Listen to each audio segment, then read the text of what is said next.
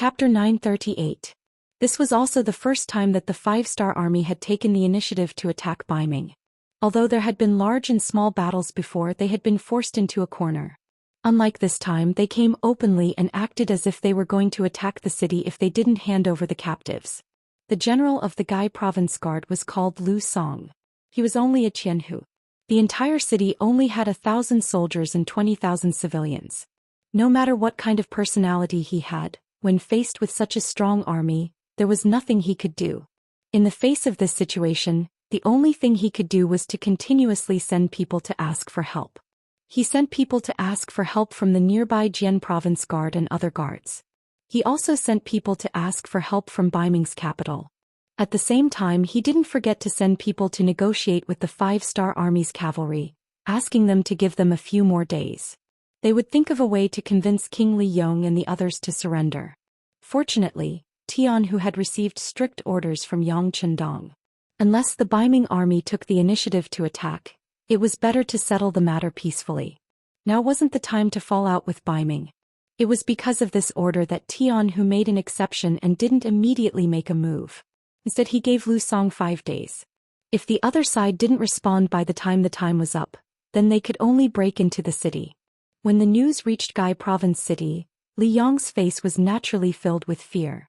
He immediately brought 2 important officials to find General Lu Song and asked him to send people to escort him to Baiming's capital. He also said that he was a guest of the Emperor of Baiming. With regards to this request, Lu Song naturally rejected it without even thinking about it.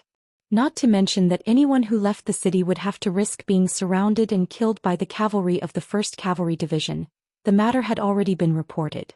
Without the Emperor's order, he definitely wouldn't let anyone go. Seeing that this plan was not working, Zheng Linji, who was traveling with them, made another request. That was to defend Gaizhou City to the death. The other party was all cavalry. They were good at chasing people and were good at charging. But when it came to sieging a city, they were not good at it. Faced with this suggestion, General Lu Song still shook his head. Once the battle starts, the city will definitely fall. As for the reason, you can go up the city gate tower and take a look.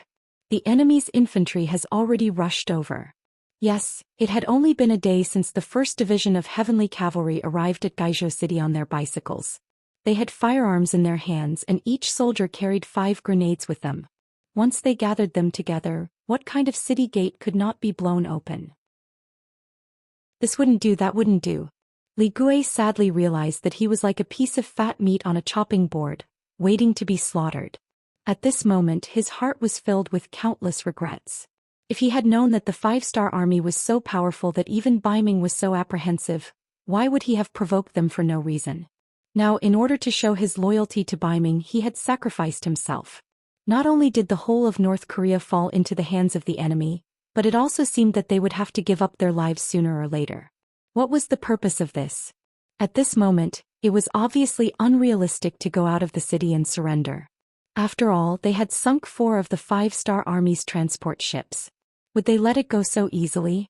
Since he could not surrender, he could only place his hopes on the Northern Ming Emperor. He hoped that the Northern Ming Emperor would give him a hand on account of the fact that he had put in a lot of effort and was unlucky. While waiting on the 3rd day of the siege, the soldiers from Baiming's guard post arrived one after another. On the 4th day, the number of Baiming soldiers outside Gaizhou City had reached more than 10,000. In terms of numbers, they had already surpassed the 5-star army. But even so, both sides were very restrained and did not have any intention of attacking. Whether it was the 1st Regiment or the 2nd Regiment of the 4th Regiment, of course they would not bother to attack. Since they said that they would give the enemy 5 days, they would not take the initiative to attack before the 5 days were up. The soldiers from Baiming's guard post were completely different. Although it seemed that they had the advantage in numbers, they did not dare to underestimate the enemy in front of them. Although they had not fought yet, they had a feeling that if they did, they would be the ones to lose. Because of this, many of the Baiming generals who came to reinforce Gaizhou City thought that it would be best if the emperor did not protect these defeated North Korean soldiers. They did not want to bring disaster to themselves because of a moment of righteousness. The result also proved that their emperor was wise and did not use righteousness. On the 5th night of the siege of Gaizhou City, the emperor's decree finally arrived. The general idea was that North Korea had provoked the 5-star army. Now they were just seeking revenge. The people still said that a debt must be paid and a life must be paid for. As the emperor, it was not good for him to interfere. In short, Daizong did not care about anything related to North Korea. Speaking of which, this result was not unexpected. The North Korean Navy had taken the initiative to ambush the Five-Star Army's transport ship, which caused them to be angered. In a short period of time, they had taken the initiative to destroy a country. What kind of military strength did they display? At this moment, why would Bai Ming stand out and make an enemy out of the Five-Star Army? No matter what, Yang Qindong was still the great Ming dynasty's loyal duke. On the surface they were still one family. Moreover, the facts had already proven that the other party had no intention of attacking them. Since that was the case, why did they have to interfere and make things difficult for themselves? What Bai Ming wanted to do now was not to go head-to-head with the Five-Star Army. Instead, they wanted to defeat Yeshen and Walla to prove their strength. Then they would go down south to defeat the South Ming dynasty and unify the Great Ming dynasty. At that time, they would have a chance to repeat the Great Ming dynasty's glory. At that time, it would be time to consider getting rid of the Five-Star Army. At this moment they could not complicate matters. This was not only Zhu Qiu's idea, it was also the idea of the court's civil and military officials. However, these officials also made a request. That was, they could not casually hand over the people and North Korea could not be casually given away. After all, North Korea was a vassal state appointed by the Great Ming dynasty's Emperor Taizu. It was not right for them to be taken advantage of like this. Therefore, if the Five-Star Army insisted on occupying this place, could they consider giving them some war horses? This way they would have some face and Bai Ming would also have an explanation to the people of the world. Naturally, there were already messengers regarding this request that had already passed through Gaizhou City and went straight to the capital of North Korea. This kind of private transaction would definitely not be explained to Li Meng and the others. No matter what, this was a disgraceful matter. With the emperor's decree, General Liu Song breathed a sigh of relief. The Bai Ming reinforcements that came from outside the city also breathed a sigh of relief. Then Li Meng and the others were dragged out of their beds by the Bai Ming army in the middle of the night and sent out of the city to the Five-Star Army. With the goal achieved and the people in his hands, Tian Hu waved his hand and the Five-Star Army withdrew overnight. The conflict at the border thus ended and peace returned. However, the impact of this matter did not disappear. The Five-Star Army that came to Bai Ming's territory was as free as their own backyard. This more or less gave the Bai Ming generals a lot of pressure and warnings. It even had a big impact on the morale of the army. This caused a natural imbalance between the two sides when they met in the future. Of course, this was a matter for later. Li Meng, Jing Linji, Han Mingjin and the others were brought back to Seoul. Then in the largest square in Seoul they were beheaded in public. This scene was seen by many North Koreans, but most of them were angry but did not dare to say anything. Some people did not even have the courage to be angry. Just like when he occupied other small countries, Yang Qindong adopted the same policy here. Voluntarily surrendering and cooperating with the Five-Star Army could keep one's life safe and only half of one's property could be handed over. If there were any resistance they would be killed or sentenced to a few dozen years of labor. Because it was the North Korean Navy that provoked the Five-Star Army first, these few rules were enforced very strictly. Often, if there were any resistance they would not be judged according to their crimes. They would be beheaded as a warning to everyone. Because of this, in just a few days, thousands of heads fell to the ground in the capital of Seoul. Many officials' families were also exterminated. Not a single person was left alive. Under the oppressive policy of the Five-Star Army, the other officials and influential people were in a state of panic. They did not know if the next misfortune would fall on their heads. Yang Qindong had thought about this oppressive policy many times before making the decision. He was not a bloodthirsty person. What he did was to fulfill the great dream in his heart. Every time he saw the faint 5 stars on his arm he became more determined in his dream. Although he did not want to kill he had no choice but to do so. This time the North Korean Navy provoked the Five-Star Army. If they were not punished, wouldn't the other factions follow suit next time? Thus this time he had to be ruthless. It could be considered a serious warning to everyone. In addition, he had already made all sorts of preparations. He had already moved the people from other regions to North Korea, and all the people who were not friendly to the Five-Star Army were all moved out. With such a big change of blood, the North Korean people would be torn apart in the future. In the end, it would be difficult for them to achieve anything. Even if things were a little extreme, there was no need to worry too much. Thus, under this oppressive attitude, many people would die in North Korea every day. More people wanted to live, so their attitude changed. From the initial soft resistance to the current full cooperation and cooperation.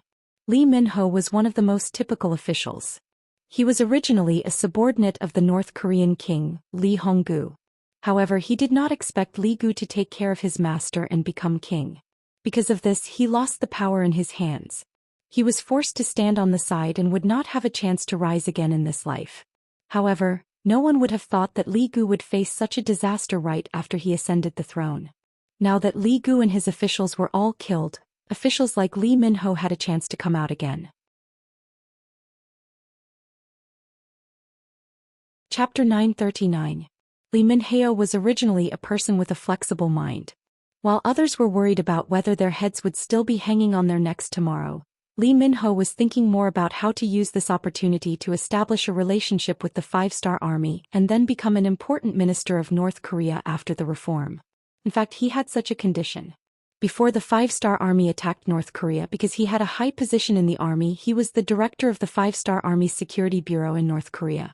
Yukin took the initiative to contact him and he sold some information to him. Kibbe said that they had some economic dealings. But later, the smart Lee Min-ho found out that some of Yukin's interests had nothing to do with being a businessman.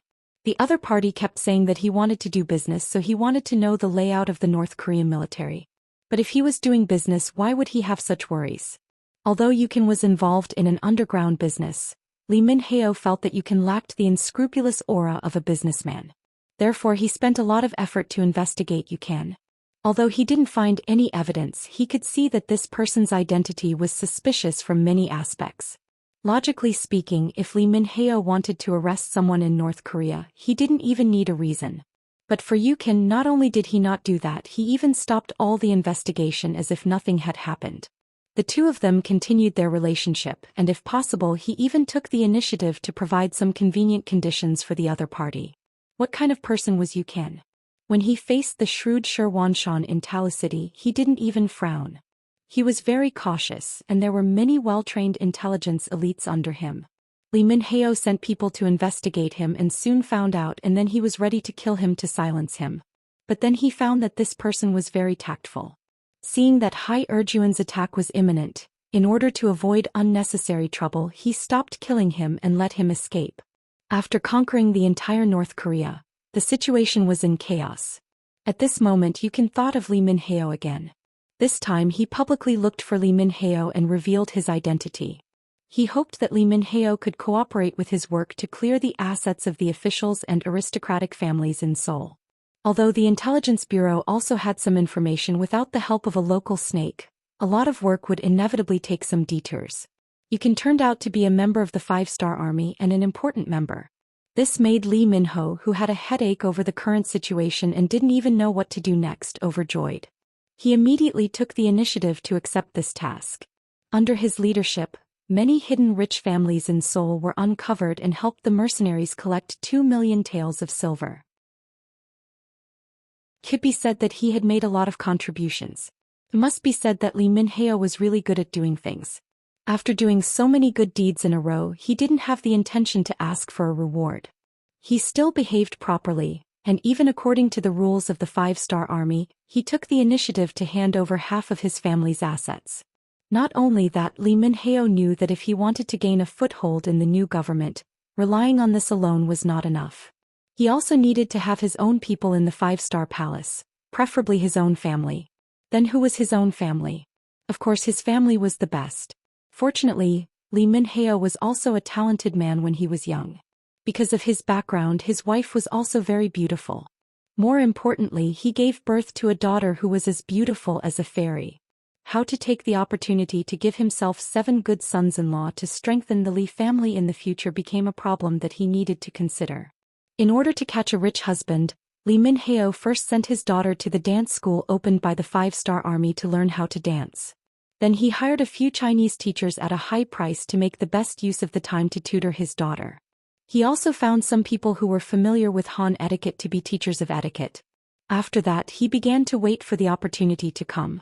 After successfully conquering the entire territory of North Korea and killing the new king, Li Ji, they established a new supply route. In the future, the supplies did not need to enter the sea town, they could directly go ashore at the port of North Korea, and then enter Liaodong through the Yalu River and then enter Shicheng.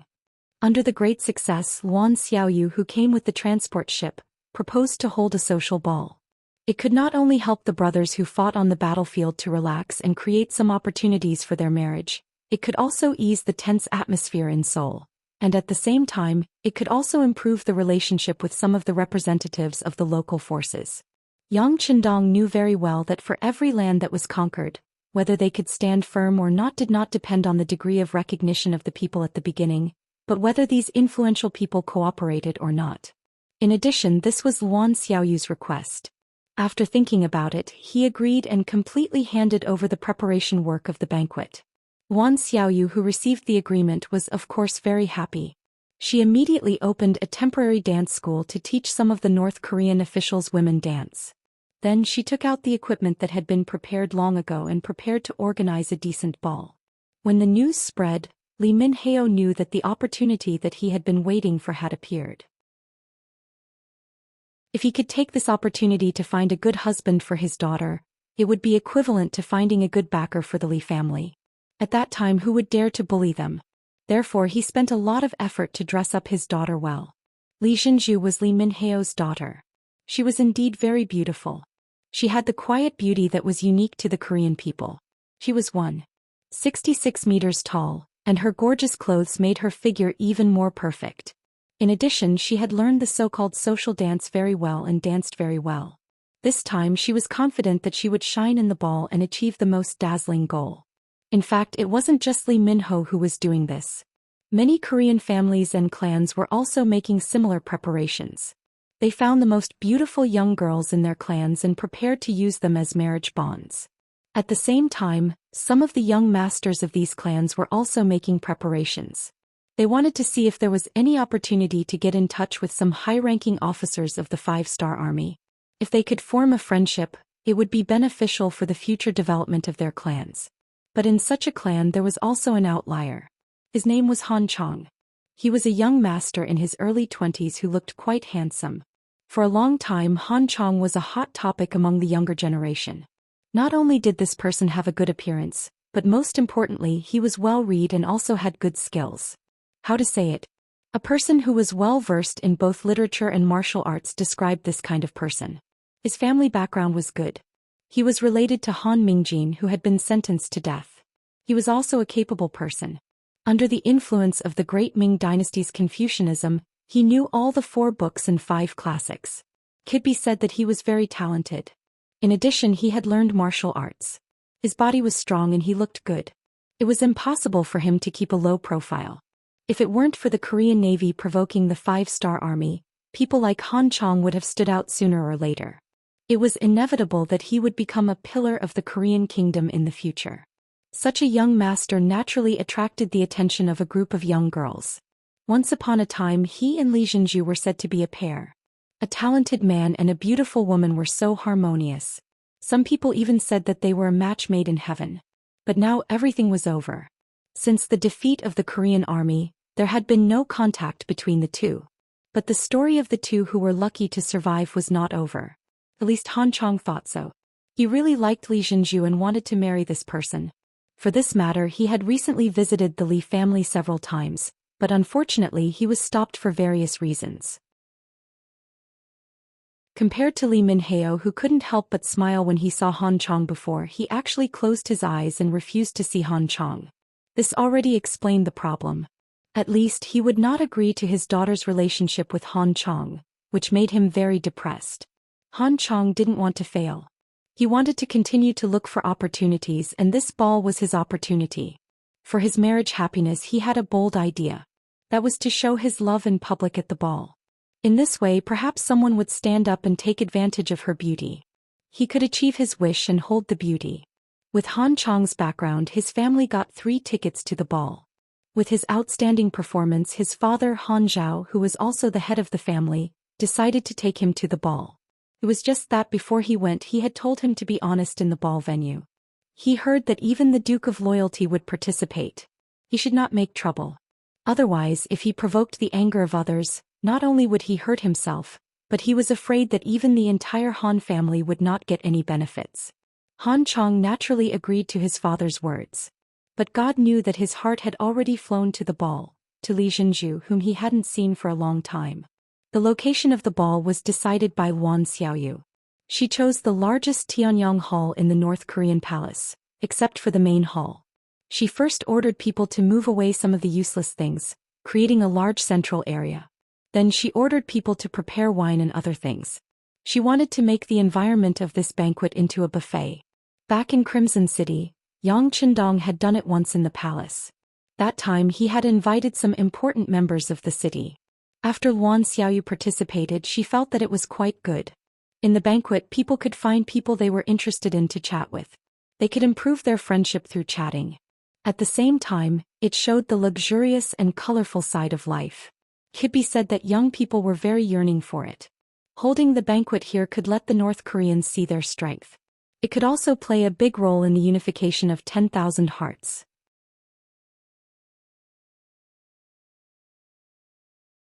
Chapter 940. Luan Xiaoyu was the future 6th madam, and she was the type that was set in stone.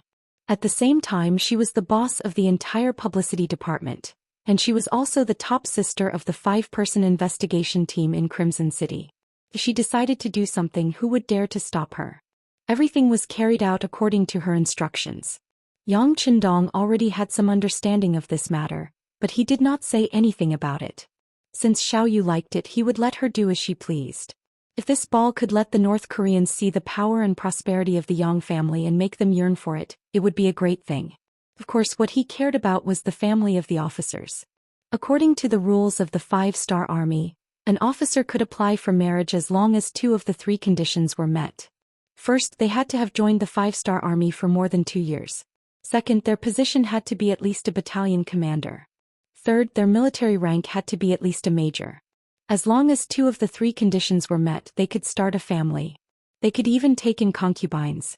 Of course, for the mid-level officers of the 5-star army, their first wife had to be a Han. This was not an exception. However, if they really liked a woman, they could take in a concubine if she was not a Han. This was also a way to increase their Han genes.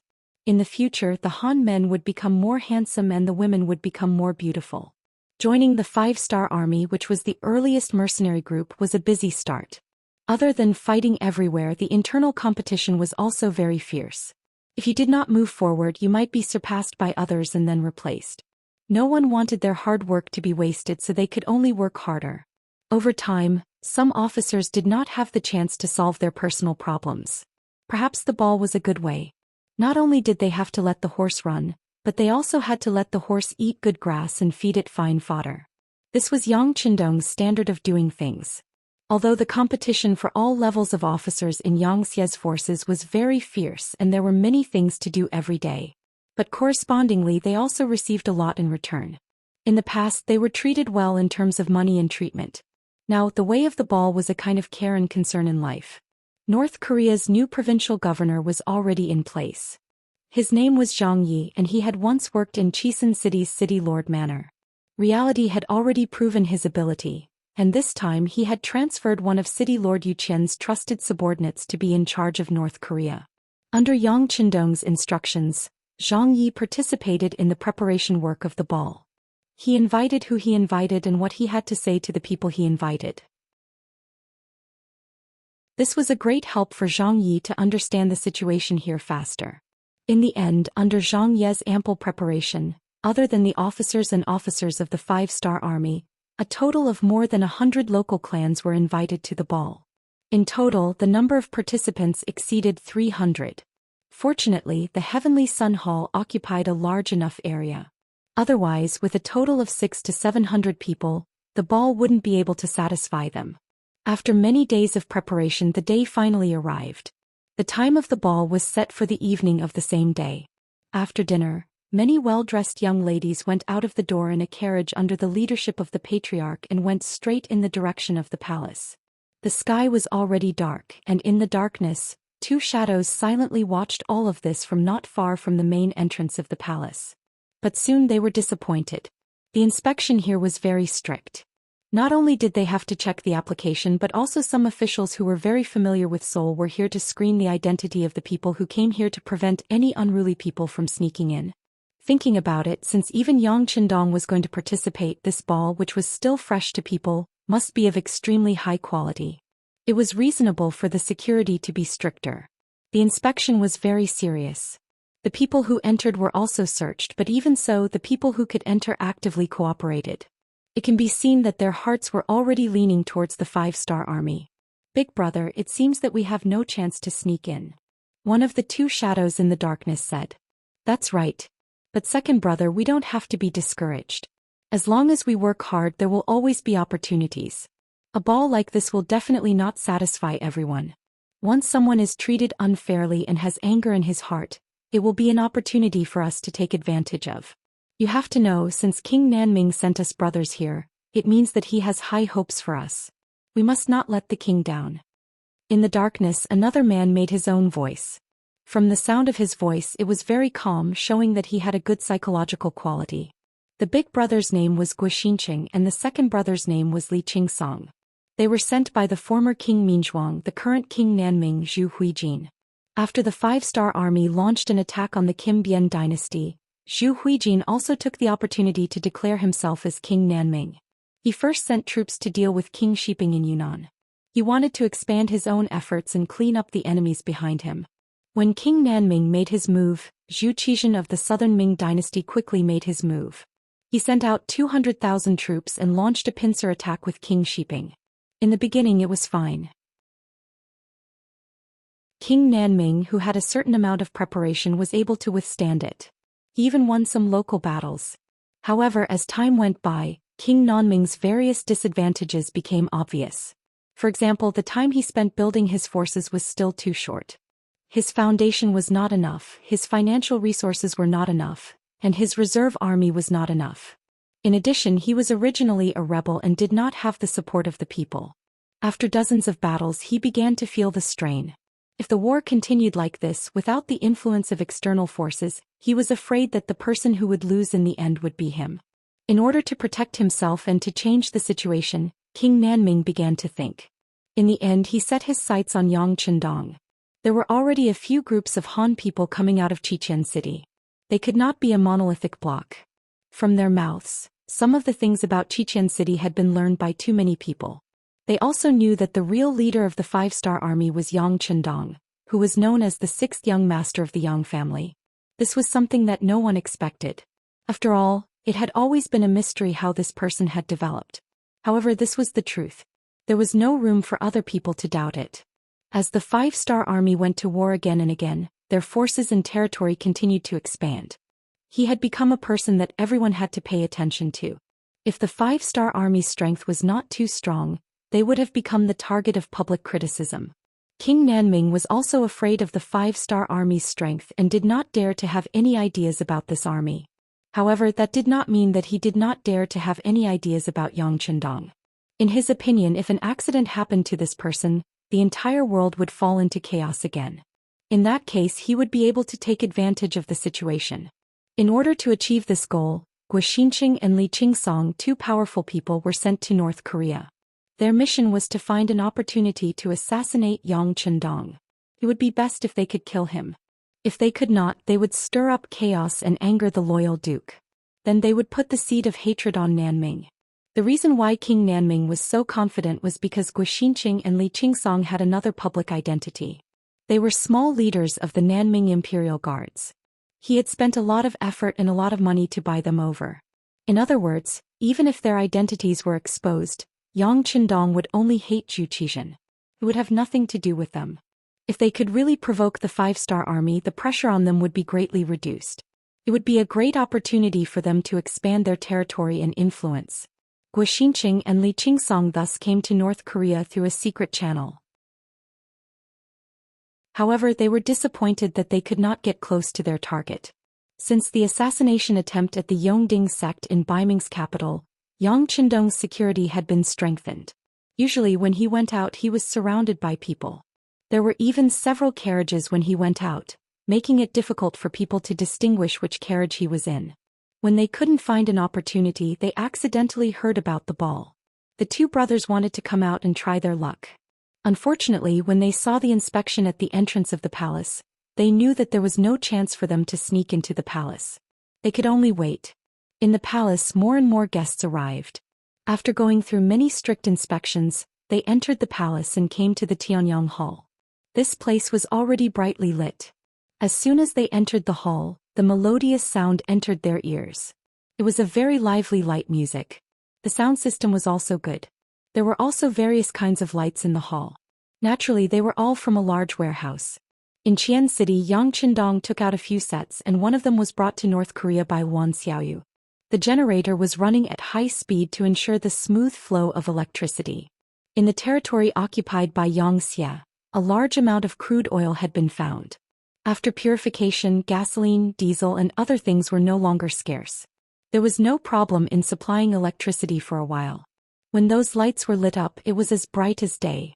It really gave the North Korean officials who saw all this for the first time a strong visual impact. These North Korean officials, who were usually high and mighty, had to lower their heads when looking at people at this moment were like Granny Lu entering the Grandview Garden. They looked left and right with a face full of curiosity, surprise, shock and envy. The young people who came with their parents were shocked by everything in front of them to the extent that they couldn't breathe and didn't know what to say. How could their spicy pickles compare to the dazzling array of delicacies on the menu? How could their kerosene lamps and high-grade candlesticks compare to the bright lights?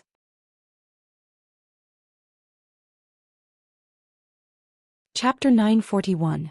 On both sides of the hall, there were crystal-clear glass cups covered with a layer of high-grade white cloth. They were probably expensive, right? There were also drinks of various colors in the cups, which were beyond their knowledge. Even some self-proclaimed scholars didn't know what to call them at this moment. There was also the rhythmic light music. Although it was their first time hearing it, everyone had the same appreciation for beauty. What made people hesitate was that they only heard the music but didn't see the appearance of the band. What the hell was this? It seemed that everyone who entered would first have a face of doubt, then shock and finally numbness. There were even many people who had a very cautious expression on their faces. No wonder the five-star army was so powerful and could occupy the entire North Korea in such a short period of time. They had too many unknown things in their hands. With these, no country could compete with them. Even the great Ming dynasty, which had always been high and mighty in their eyes, was far inferior to them. In the Heavenly Sun Hall, there were waitresses in white novelty shirts walking back and forth. They all had good figures and good appearances. They were the service staff of this ball and several of them were agents of the CIA. Sometimes, their eyes would casually sweep across the hall, but in fact they were screening all kinds of people.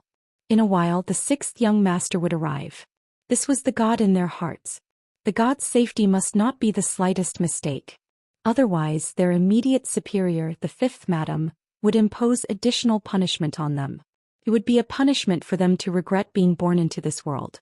After most of the people attending the ball had arrived, a group of soldiers wearing military uniforms walked in. They were all tall and had boundless killing intent on their bodies, causing many of the young masters and young ladies to show fear on their faces. After these soldiers appeared, they once again carefully checked the big and small corners of the entire Heavenly Sun Hall. After confirming that there was no danger, they hid in the darkness.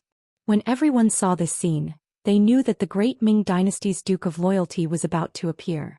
Sure enough, less than 10 minutes later, Yang Qindong appeared. As if to match the atmosphere of the cocktail party, he did not wear a green robe. Instead, he changed into a pure white Chinese tunic suit, which set off his valiant figure, made him look handsome and tall. Following Yang Qindong was Wan Xiaoyu, who was wearing a red evening dress. This red dress, which was tailor-made for her, made her look even more beautiful. Wan Xiaoyu's skin with light makeup also looked much fairer in the red dress. Coupled with the design of the dress, it made her figure look even more graceful. As soon as she appeared, she attracted the attention of many men. In contrast, those North Korean girls who seemed to be carefully dressed were dwarfed. This couldn't be helped. They didn't have the best advisor like Yang Qindong. They were conservative and didn't know how to show their advantages. How could they be compared? When Yang Qindong and Wan Xiaoyu, this golden couple, appeared, it immediately attracted a burst of applause.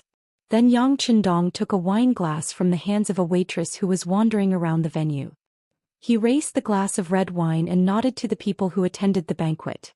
At this moment, Yang Qindong seemed to have returned to the moment when he participated in the banquet and completed the mission in his previous life. The only difference was that he didn't have a dangerous assassination mission to do. The difference was that the clothes of the people who attended the banquet were different, but in the end, it seemed to be inharmonious with the atmosphere of the banquet. Naturally, this feeling was only shared by Yang Qindong. He had seen too many so-called successful people wearing suits and bow ties. He had also seen too many women who should be revealing, and even women who were revealing for the sake of revealing. After seeing the tightly wrapped officers and North Korean men and women, he couldn't help but feel a sense of inharmony. Yang Qindong raised his glass. The officers and North Korean officials were shocked and quickly found their glasses and raised their hands. In the process, because some people walked too fast, they almost fell to the ground, which also caused bursts of laughter. However, Yang Qindong didn't care about this. Instead, he smiled at those who almost made a fool of themselves. The meaning of encouragement was very obvious. Who knew how much loyalty he had gained from just this gaze alone? Everyone raised their glasses. Yang Qindong gently raised his left hand. The music stopped and the audience became quiet. At this moment, his deep baritone voice sounded. Everyone, thank you for taking time out of your busy schedule to attend this banquet. You're too polite. What are you talking about? It's our honor to be able to attend this banquet. That's right, that's right. This is the face that you've given us. We can't thank you enough. All kinds of voices came from below. Without exception, all of them came to express their goodwill. It seemed that if they didn't say something, they couldn't express their excitement at this moment. In this regard, Yang Qindong smiled and nodded gently. After that, he continued to say, Everyone, the former North Korean kingdom no longer exists. It has been replaced by the North Korean province. Next, Zhang Yi will be the first governor of the North Korean province. Zhang Yi is a person with outstanding ability. I believe that with his leadership, North Korea will soon become powerful and rich. Clatter, clatter, clatter. The establishment of the North Korean provincial government would be more stable, and it would be much easier to implement other measures. Once Yang Bao succeeded in gaining a foothold and enjoyed enough influence among the people, the law would be more deeply rooted in the people's hearts. The people would not be bullied and their hearts would be stable. It would not be long before North Korea could exert its power and emit its unique spring. The reforms in Ryukyu Island, Laos and Vietnam had proved everything.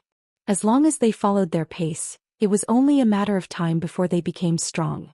This was the bright path that Yang Qindong pointed out for the development of the place, a path of success that had been verified by later generations with facts. After the public announcement of the food problem today, the situation in North Korea would soon be stable again. This was already a visible fact. Yang Qindong had a confident smile at the corner of his mouth. Under his influence, the mood of the people attending the ball became more cheerful. Well, with the development of the previous dynasty's Xian province, Governor Zhang Yi will lead the provincial government to work hard with all of you. Then let's toast to a better tomorrow. Yang Qindong raised his glass and all the people in uniform at the ball raised their goblets high. They had to give face to the sixth young master. Next were the local representatives of North Korea. One by one they raised their glasses with joy. Yang Qindong drank all the red wine in one gulp, then said with a smile, Well, it's time to dance. Let's dance. After saying that, he first made a gesture of invitation to his dance partner Wan Xiaoyu in a very gentlemanly manner. Wan Xiaoyu's cheeks were slightly red, and there was an intoxicating smile in her eyes. She gently put her palm on Yang Qindong's hand, and then the music started. The two of them danced gracefully like two butterflies walking into the field. When the ball began, a group of officers also walked into the field. They had received a short period of special information before, so they knew a little about ballroom dancing. Now was the time for them to perform and see the results.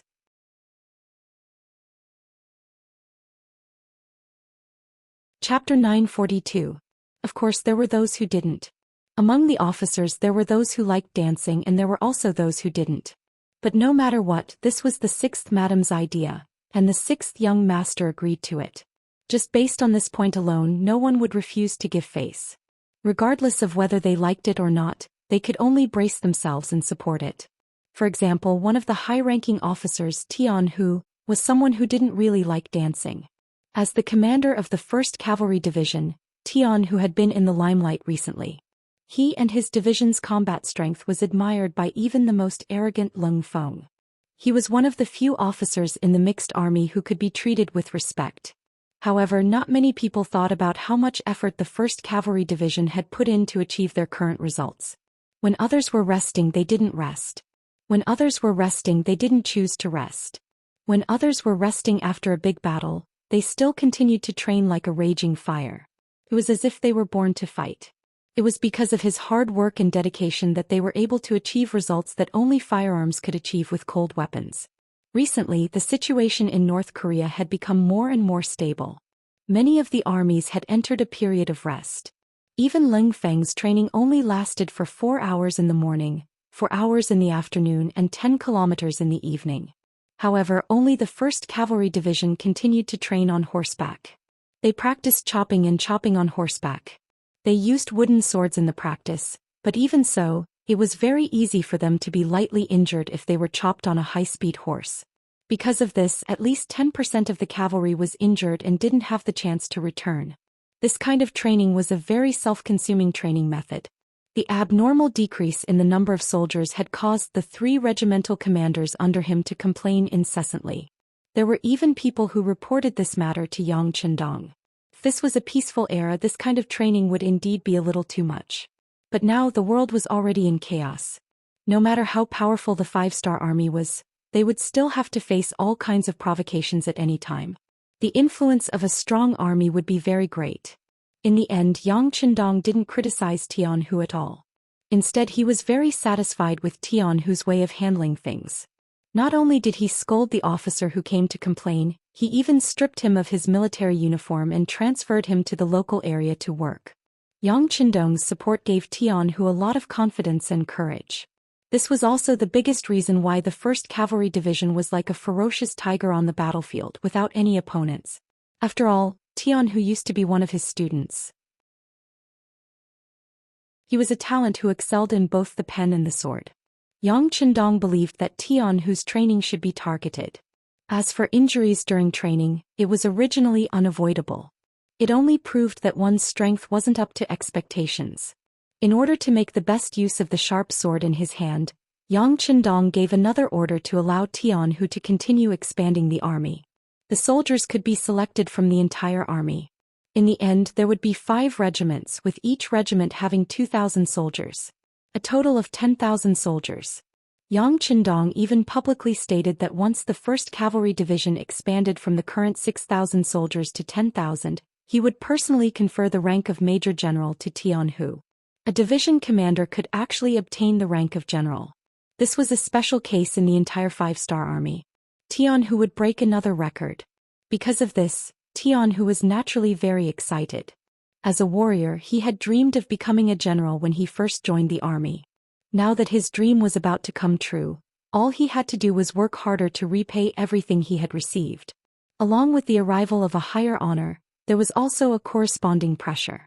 The difficulty of expanding the 1st Cavalry Division was no less than the expansion of the Cold Front. Especially this time, there were actually more than 4,000 soldiers. It was almost the same size as when the 1st Cavalry Division was first established. As a division commander, Tian Hu's workload was naturally very heavy. At this time, the 6th Madam informed him to attend the ball. It was obvious that Tian Hu was very unwilling, but he had to come. Tian Hu used to be one of Yang Chendong's students. He came into contact with new things like ballroom dancing early. When he first started learning, he was also one of the people who danced well.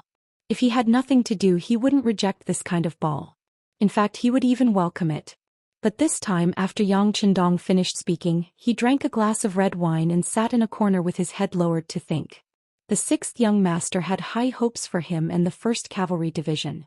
How could he not disappoint the 6th young master?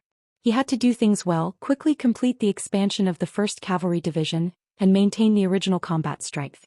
He had to seriously consider these things. However, even with his head lowered, the 2 stripes and 4 stars on his uniform were still as dazzling as ever. It was as if he was the sun that was shining brightly. It was impossible to ignore it even if he wanted to. At this moment, there were more than 10 pairs of eyes staring in this direction. Among them there was even a young girl who was walking towards this corner. These 10 pairs of eyes belonged to the daughters of the big families in North Korea. They knew very well what their mission was tonight.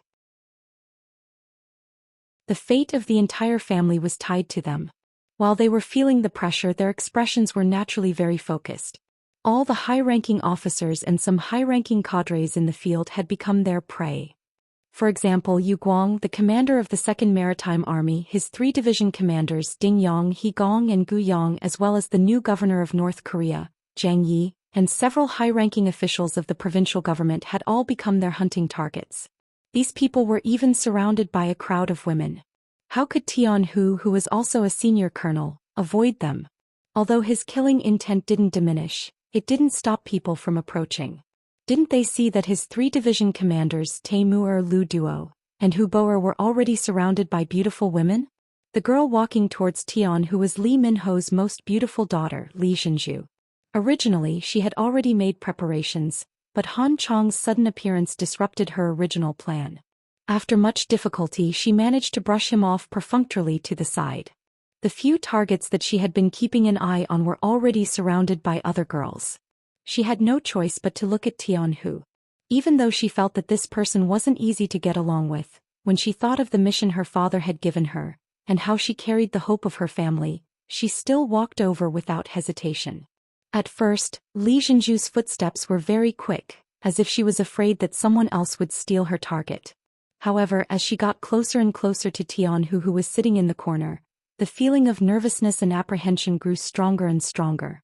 Women in ancient times were very conservative and reserved. They paid more attention to the orders of their parents and the words of the matchmaker. Many women didn't even step out of the house when they were young. They would only know the appearance of the man they were marrying when they were actually married. In the present day this was undoubtedly a very sad thing. But at that time it was a common thing, so when she took the initiative to walk towards Tianhu, it could be imagined how much courage it took to do this. Originally he was still thinking about things with his head down, but as Li Zhenju got closer and closer, Tianhu finally had a reaction. He raised his head and saw a girl with a very nervous face, but her appearance could be called very beautiful. Li Zhenju did have a certain capital, whether it was appearance or identity, she was a superior person. At this moment her nervousness made her like a budding flower, and people couldn't help but look at her twice. Tianhu, who raised his head, was indeed amazed by Li Zhenju's appearance. But in less than a breath of time he returned to normal. He also understood the other party's intention, then shook his head gently and said, "I'm sorry, I'm thinking about something now and I don't want anyone to disturb me. No, please don't refuse, otherwise I may die after this banquet." When Li Zhenju heard Tianhu's refusal, it was as if her head was hit with a stick, and then tears flowed from her eyes uncontrollably. Li Zhenju wasn't exaggerating. She had taken the initiative to look for Tianhu and many people must have seen it. If she returned empty-handed, she didn't know how many unpleasant words would be spread out tonight. For a very pure girl like her, these kinds of words were terrible and she was even more afraid. She, who didn't complete the task, perhaps did not need to wait for her father to scold her. She would use her own way to end her life. Yes, there were many women in that era who sacrificed themselves for the name of loyalty.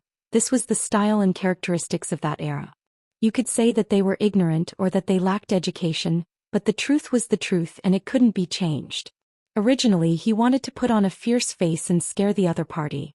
Tianhu believed that when he put on a cold face, even the elite soldiers of the 1st Cavalry Division would feel afraid.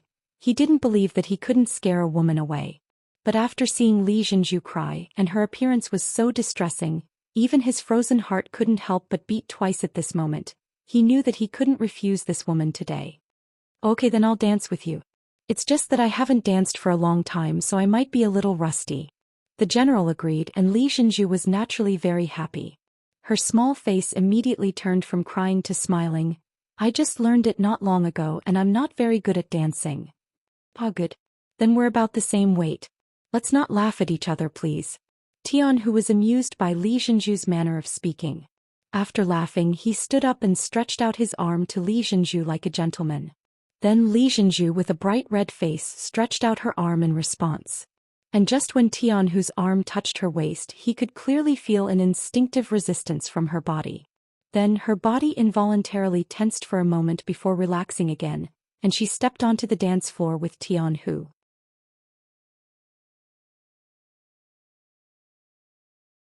Chapter 943. Some things could be faked, but some things could not be faked. Tianhu could clearly feel the nervousness in Li Zhenju's heart. Only a young girl who was ignorant of worldly affairs would have such an expression. In order to dispel the other party's nervousness, he revealed a smile on his face and said, "Not bad, your dance is not bad." But Tianhu, who had just finished speaking, had an awkward expression on his face. It was not because of anything else, but because in the next second, Li Zhenju's jade-like foot had already stepped on his foot. In fact, the other party's figure was slim and not fat at all. This step was nothing to Tianhu, who had thick skin and thick muscles. However, after all, he had just praised the other party and was immediately slapped in the face. The awkwardness that should have appeared on his face. But, I'm sorry. When I heard the general's words just now, I became nervous and forgot how to dance. Li Zhenju lowered her head.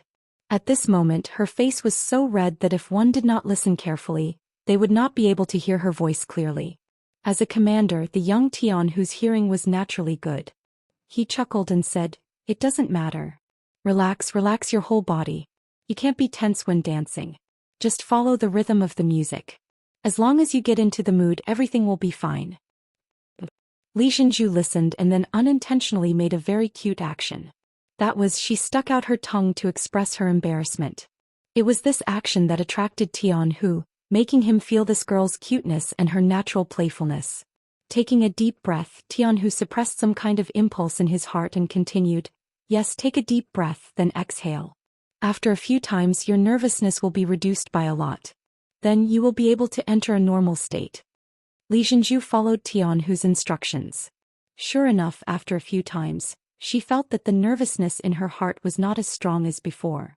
The dance steps that she had learned over the past few days could finally be used. She could even cooperate with Tianhu to make a few difficult movements. Immediately she said with a happy face, "You're so good.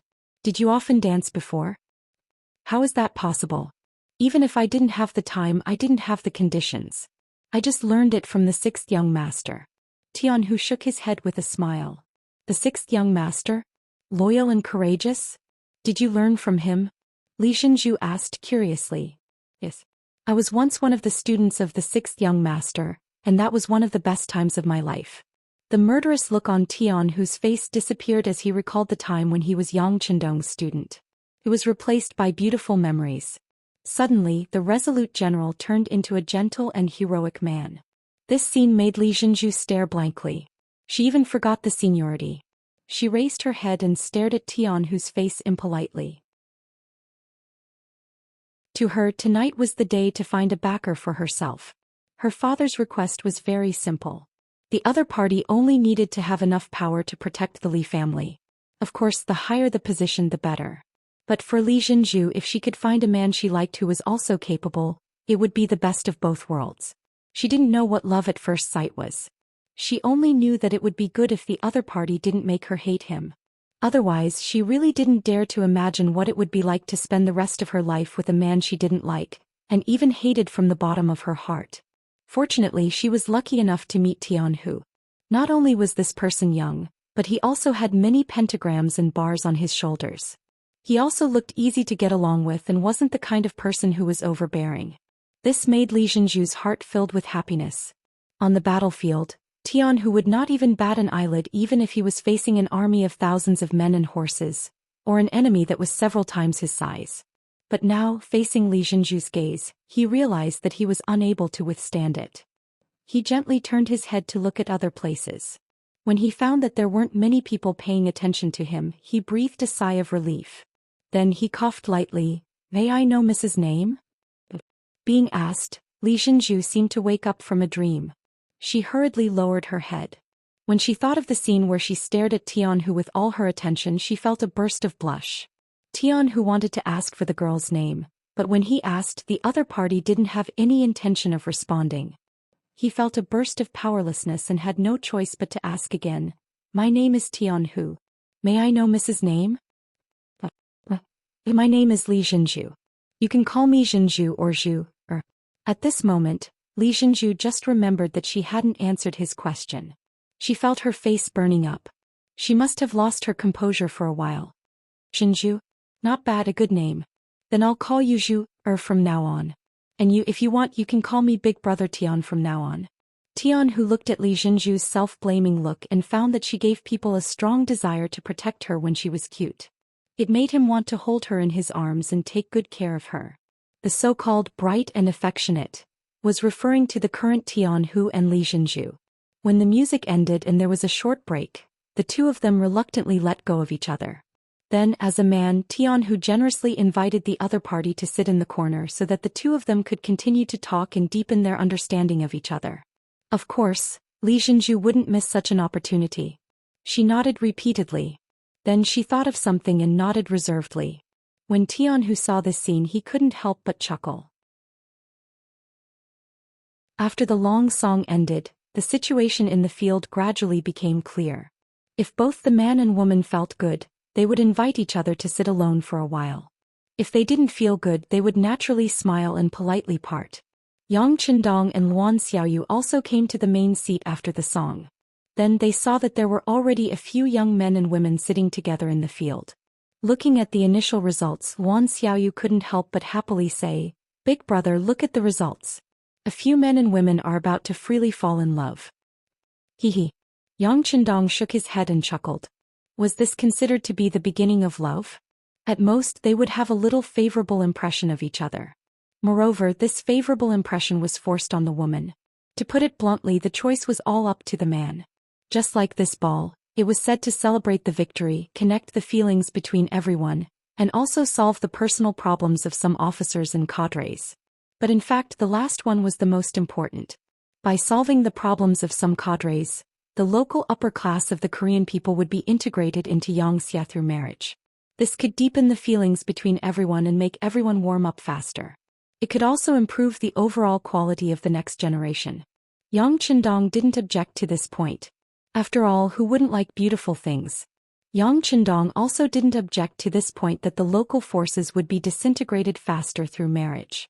As long as these people were loyal to him, why couldn't he develop their forces in private? It was simply unrealistic to expect that everyone was a saint and would work hard for him without getting anything in return. However, development was development. He must not go against the general direction of this big force. Otherwise, no matter who the other party was, he wouldn't mind uprooting them. When that time came, these people shouldn't blame him for being ruthless. After all, everything these people had was given to them by him. He also had the right to take everything back if he was forced to. Yang Qindong smiled and didn't say anything. Luan Xiaoyu thought that this meant that he approved of her plan. She immediately asked, "Big brother, how did my mission go?" "Good, very good." Yang Qindong was not stingy with his praise. Hee. Luan Xiaoyu smiled happily when she saw the praise. For her, this was the best reward. Outside the crowd, the parents of the aristocratic families were naturally very happy. Like Li Minho, when he saw that his daughter was sitting together with the commander of the 1st Cavalry Division and chatting happily, he was so happy that his mouth was about to split open. It was as if he could already see the bright future of the Li family. On the other hand, some of the family heads whose daughters had returned to their original positions were anxious. They hurriedly ordered that there would be 2 more songs in a while and that they must hurry up. If they couldn't find a high-grade song, they should choose a low-grade one. In short, they must gain something. Otherwise, it would be hard to say if they could still stand on top of Seoul in the future. This time Han Chong came with his father and sister. Unfortunately, his sister belonged to those people who didn't gain anything. At this time, his father, Han Zhao, was continuing to work with his sister. It was as if he had to gain something, otherwise the Han family would be in danger. At this moment, Han Chong didn't pay attention to this at all. His eyes were fixed on Li Zhenju, who was chatting happily with Tian Hu in the corner. Once upon a time, everyone treated them as a match made in heaven. At that time, because the Han family had some relationship with Han Mingjing, they were at the peak of their power. Even Li Minho had to curry favor with his father. Not only did he not object to the matter between him and Li Zhenju, but he also often talked about it as if everyone was already a family. But now everything had changed. Han Mingjin was killed and the five-star army entered the city. The Han family was no longer a noble family. Han Chong had also been reduced from a first-class son to a nobody, so much so that he had to worry about his own life. At this time the Li family had also changed. No one mentioned the marriage anymore. Now he had to watch the girl he liked, who he had always thought was destined to be his wife, force a smile in front of another man.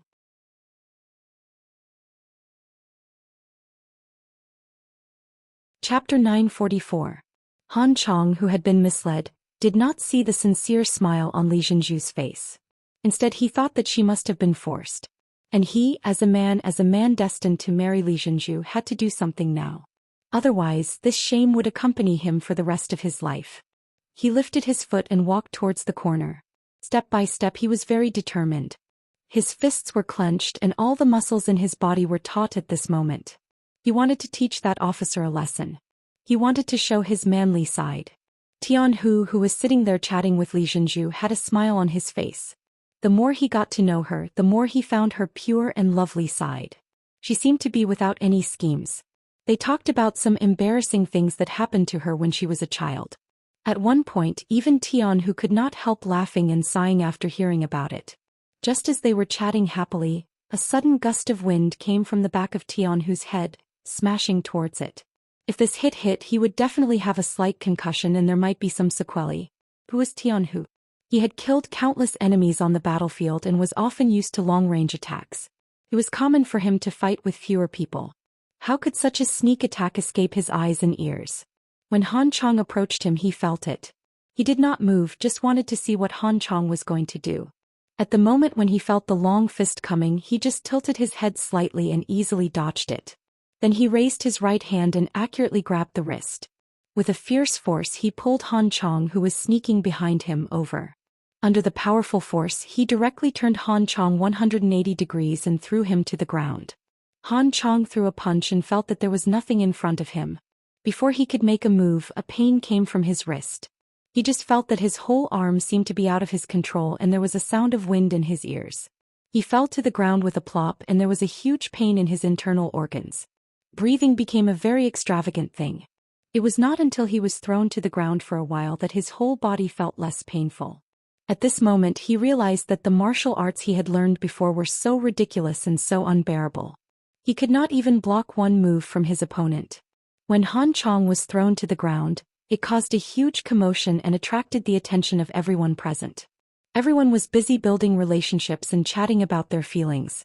In such a harmonious scene, it was impossible not to attract attention when someone was suddenly beaten up. As the father, Han Zhao was the first to let out a cry of surprise. He ran straight to his son who had been thrown to the ground. However, someone was faster than him. For security guards appeared out of thin air and surrounded the corner of the room. Han Zhao had just run over when he was stopped by a guard.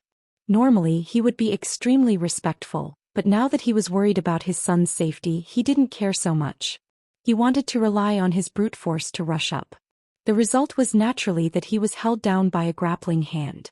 His arm was pressed down and he let out a scream. Cold sweat poured out of his head. With this shout, Han Chong, who was lying on the ground, was completely awakened. When he saw that his father was also under the control of others, he couldn't help but roar loudly, "Let go of my father.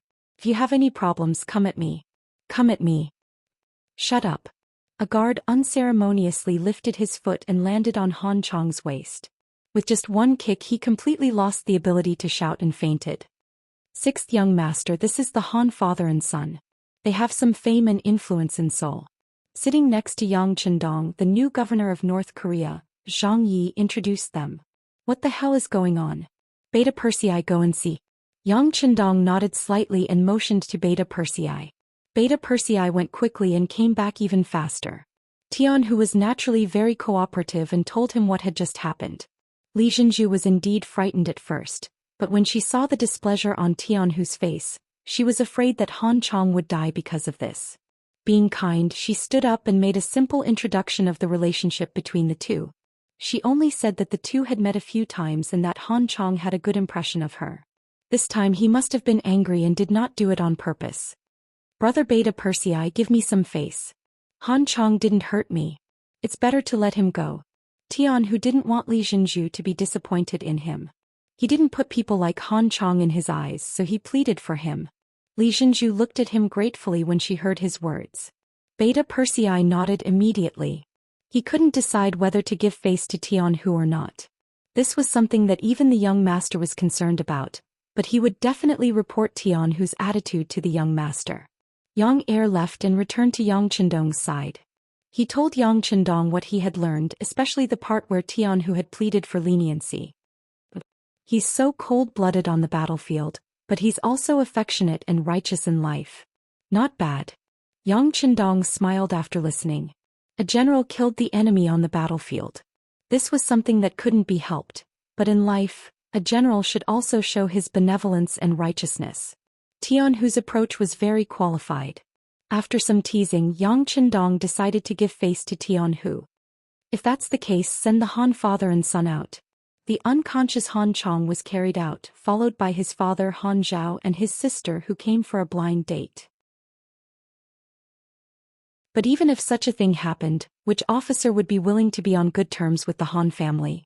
With a sorrowful expression, Han Chong knew that this time, the Han family was going to decline. He no longer dared to hope for a future. He only hoped that his family would be safe and sound. He would be satisfied as long as they could keep their lives. If he wanted to be safe, an apology was naturally necessary. Han Zhao decided to wait for his son to wake up and persuade him well. Then he would visit him early the next morning to apologize. He thought that a dignified general should still have some magnanimity. But how could he know that he wouldn't have such an opportunity? He would never have it. Guo Xinqing and Li Qingsong, who were in the dark, saw their son being carried out of the ball.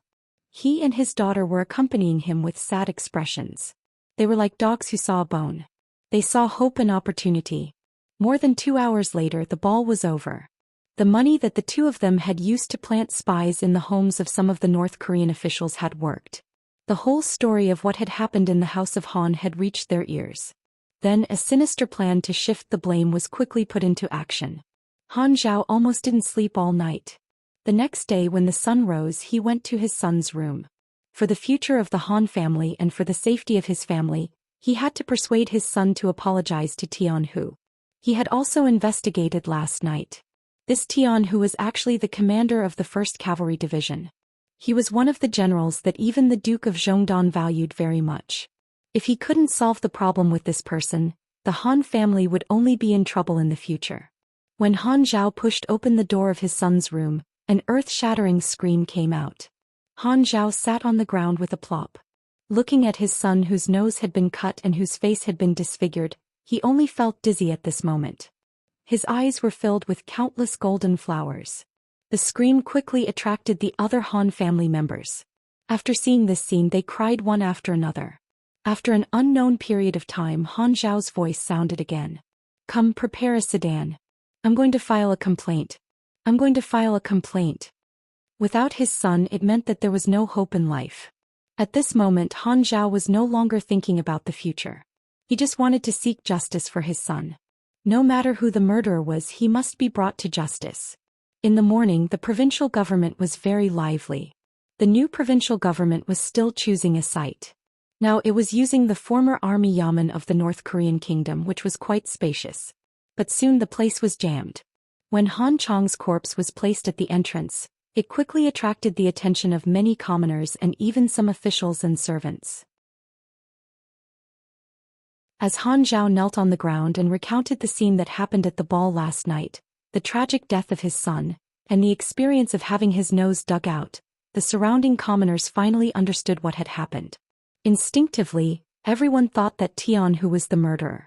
Furthermore, one of the ways the 5-star army recorded military achievements was to see how many noses were dug out. This seemed to be the case. Li residence. After returning from the ball last night as the host, Li Minheo's face was full of joy. He didn't know how long it had been since he had such a relaxed smile. And all of this was due to his daughter Li Zhenju. If she could really become Tianhu's concubine, who would dare to provoke the Li family for no reason in the future? In the morning, Li Zhenju had just woken up and was dressing up when Li Minheo walked in.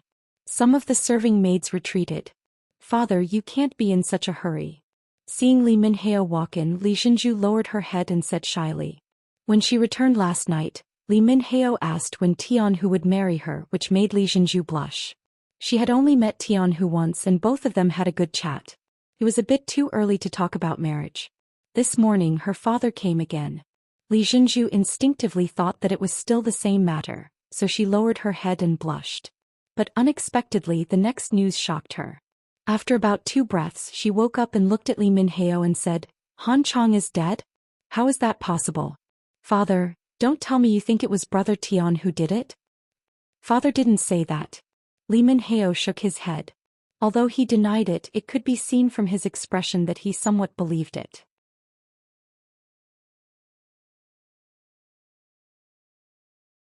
Chapter 945. Not only Li Minhao but many people would think the same. Otherwise, how could things be so coincidental? Just as they were having a fight, the other side was killed? Even if it wasn't Li Minhao who did it, he should have instructed others to do so. In short, it must have something to do with him. Not to mention Li Zhenju's face turned pale after hearing this. Li Minhao himself also felt a sense of sadness. In any case, he and Han Zhao were the ministers of the destroyed country.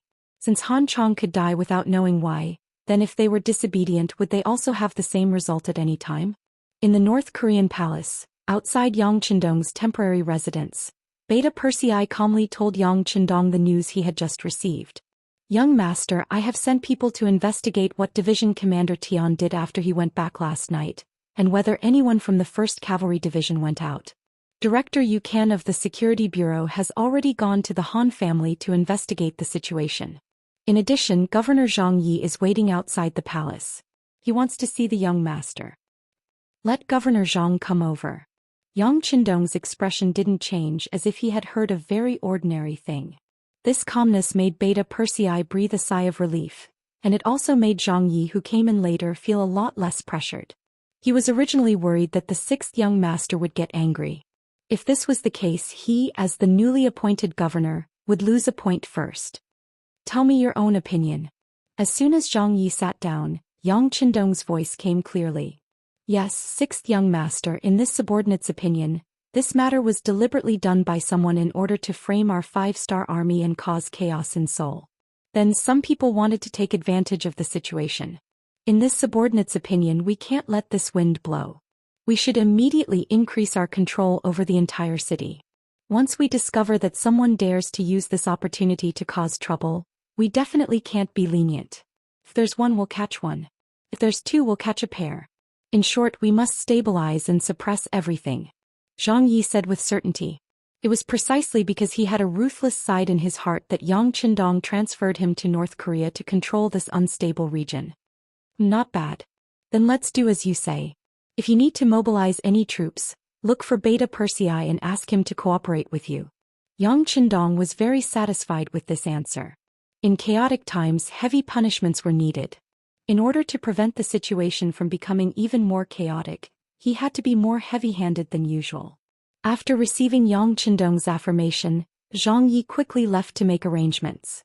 Not long after, the director of the Security Bureau in North Korea, Yu Kan, rushed over. As soon as he saw him, he said with a serious expression, "The 6th young master is not doing very well. Tell me." Yes. This subordinate went to see the scene. The person who did it was clean and did not leave any useful clues. After comparing the saber used to dig his nose, it was the saber commonly used by our cavalry. When Yu Kan said this, his head lowered a lot. "What? Do you suspect that Division Commander Tian really sent someone to do it?" Yang Qindong raised his eyebrows and asked aloud. "It's just a suspicion. We still need to investigate and collect evidence. But I don't know if this subordinate can call Division Commander Tian's subordinate to ask him." Without enough evidence, Yu Kan naturally did not dare to make a decision. But if he wanted to clear the suspicion, more investigation was necessary. Yang Qindong did not answer immediately. His intuition told him that this matter should have nothing to do with Tianhu. Since Han Chong was already knocked out yesterday, wouldn't it be superfluous for him to kill someone with this person's identity? And if he did it at this time, it would inevitably make everyone suspect him. How could such a stupid decision be made by 100 victories general? But if he did not investigate, it would be inevitable that people would say that the officials were protecting each other. This would be a great hindrance in stabilizing the situation in North Korea. For the sake of the overall situation, sometimes some small grievances were inevitable. Alright, go ahead and investigate. You can also investigate openly. As for Tianhu, you don't have to ask him. I'll ask him myself. Beta Persei, call Tianhu over. An investigation into Han Chong's death began. According to Yang Qindong's idea, the Security Bureau personnel entered the 1st Cavalry Division's encampment and launched an investigation into the officers of the entire division, especially those who were not in the barracks last night. In the face of the Security Bureau's investigation, the officers and soldiers of the 1st Cavalry Division were not very cooperative. Many of them even showed fierce expressions. They had killed too many enemies on the battlefield, so when they revealed their murderous aura, some members of the Security Bureau were also horrified. In the end, the 2nd Guard Brigade's Captain Dao Xiao personally appeared to calm the situation. These people represented the 6th Young Master, and no one dared to behave atrociously in front of them. At the same time, Tianhu was also brought to the palace. The moment he saw Yang Qindong, he knelt on the ground and shouted, "Teacher, I was wronged. I know you were wronged. Get up quickly." Yang Qindong looked at Tianhu and nodded. The grief and indignation on his face had already told him the answer. Usually only people who were wronged would show such an expression. It seemed that this matter really had nothing to do with Tianhu. Then who did it? The investigation was still ongoing, and it even caused a storm in the city. Everyone was in danger. Even with the 2nd Guard Brigade, it was said that there were all kinds of dissatisfied voices in the 1st Cavalry Division. In the palace, Yang Qindong, the Duke of Loyalty, did not do anything. However, his 6th wife, Luan Xiaoyu, was constantly running around and meeting with many influential people in North Korea. She was constantly comforting them. In a restaurant on the street, Guo Xinqing and Li Qingsong looked at the pedestrians on the street who came and went in a hurry as if they were afraid of something. The two of them could not help but show a satisfied expression. All of this was their masterpiece. They killed Han Chong, and the purpose was to frame Tianhu. This was also something that could not be helped. They were tasked with assassinating Yang Qindong, but he was usually too well protected and they could not find a chance at all. Thus they came up with this plan, hoping to find a chance in the chaos. Unfortunately, even if such a big thing happened from the news from the informants, Yang Qindong did not come out of the palace. The investigation and pacification were done by others. Facing an assassination mission that did not have a chance at all, the two of them had to change their previous plan and shift their target from Yang Qindong. Let's make a move on her. I have already checked. When she goes out, she usually only has about 30 guards, and most of them are female soldiers. As long as we gather all our strength and are fast enough, there is still a chance. Guo Xinqing said as he made a decision. His target was Luan Xiaoyu. Luan Xiaoyu was Yang Qindong's 6th wife. This was not a secret in Seoul. Making a move on her could also anger Yang Qindong and bring disaster to the Southern Ming dynasty. In this way, their mission could be considered completed. We can only do so. Then I will go arrange it and gather everyone. Li Qingsong nodded in agreement. Guo Xinqing's eyes lit up. Remember, this time do not hold back. Mobilize all the spies that the Southern Ming dynasty arranged here. Since we are going to make a move, we have to go all out. Even if we can't kill this woman, we have to seriously injure her. Otherwise, we will not be able to achieve our goal. Understood. Li Qingsong nodded with a smile. If there were no spies from the Southern Ming dynasty, they would not be able to frame the Southern Ming dynasty. He was clear about this principle. Guo Xinqing and Li Qingsong were bribed by the Southern Ming dynasty's Zhu Huichun, but not many people knew about it. For example, the Southern Ming dynasty's embroidered uniform guards were still in the dark. This was why the two of them could casually mobilize the Southern Ming dynasty's spies after coming to North Korea. Most of these people were arranged here before the battle at Tumu Fort to gather information. They did not expect that they would all be used now. Li Qingsong went to make preparations, leaving Guo Xinqing sitting there alone with a sinister smile on his face. Everyone in the world said that the Duke of Loyalty and Courage was very powerful and never suffered losses. This time he wanted to make the other party suffer in silence. Whether the operation was successful or not, Yang Qindong would only hate the Southern Ming dynasty. In this way, Li Huichun's goal of getting someone else to do the dirty work would be achieved. He would also become the first person to make Yang Qindong suffer a great loss. It was possible that he would become famous in the world. As the operation began, the pawns that had been lying in ambush were activated one after another. Some of them were small businessmen, some were restaurant owners and even waiters, and some were even farmers. But after receiving the order, they put away all kinds of concealment, took out the dusty sabers that had been sealed for a long time, and gathered at the designated location. At 8 o'clock in the morning, a luxurious carriage came out of the North Korean palace. There were 36 guards beside it, and 20 of them were female soldiers. In the entire North Korea, only Wan Xiaoyu had such treatment as bringing female soldiers out. The carriage came out of the palace, then passed through Yuhua Street and went straight to the more prosperous Eugene Street in Seoul. That was where the rich and powerful gathered, and there were many North Korean officials living there. On the road from Yuhua Street to Eugene Street, there was a straight turn. It was a mile long and the road was narrow. Usually there would not be any merchants or people staying here. It was also the place that Guo Xinqing and Li Qingsong prepared for Wan Xiaoyu to be buried. The carriage slowly moved forward, and the 36 guards around it followed behind the carriage at a leisurely pace. Everything looked the same as usual.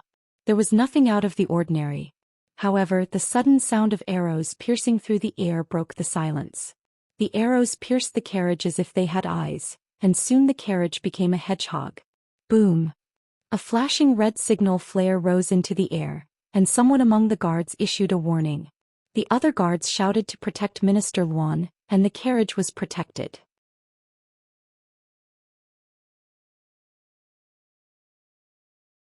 Chapter 946.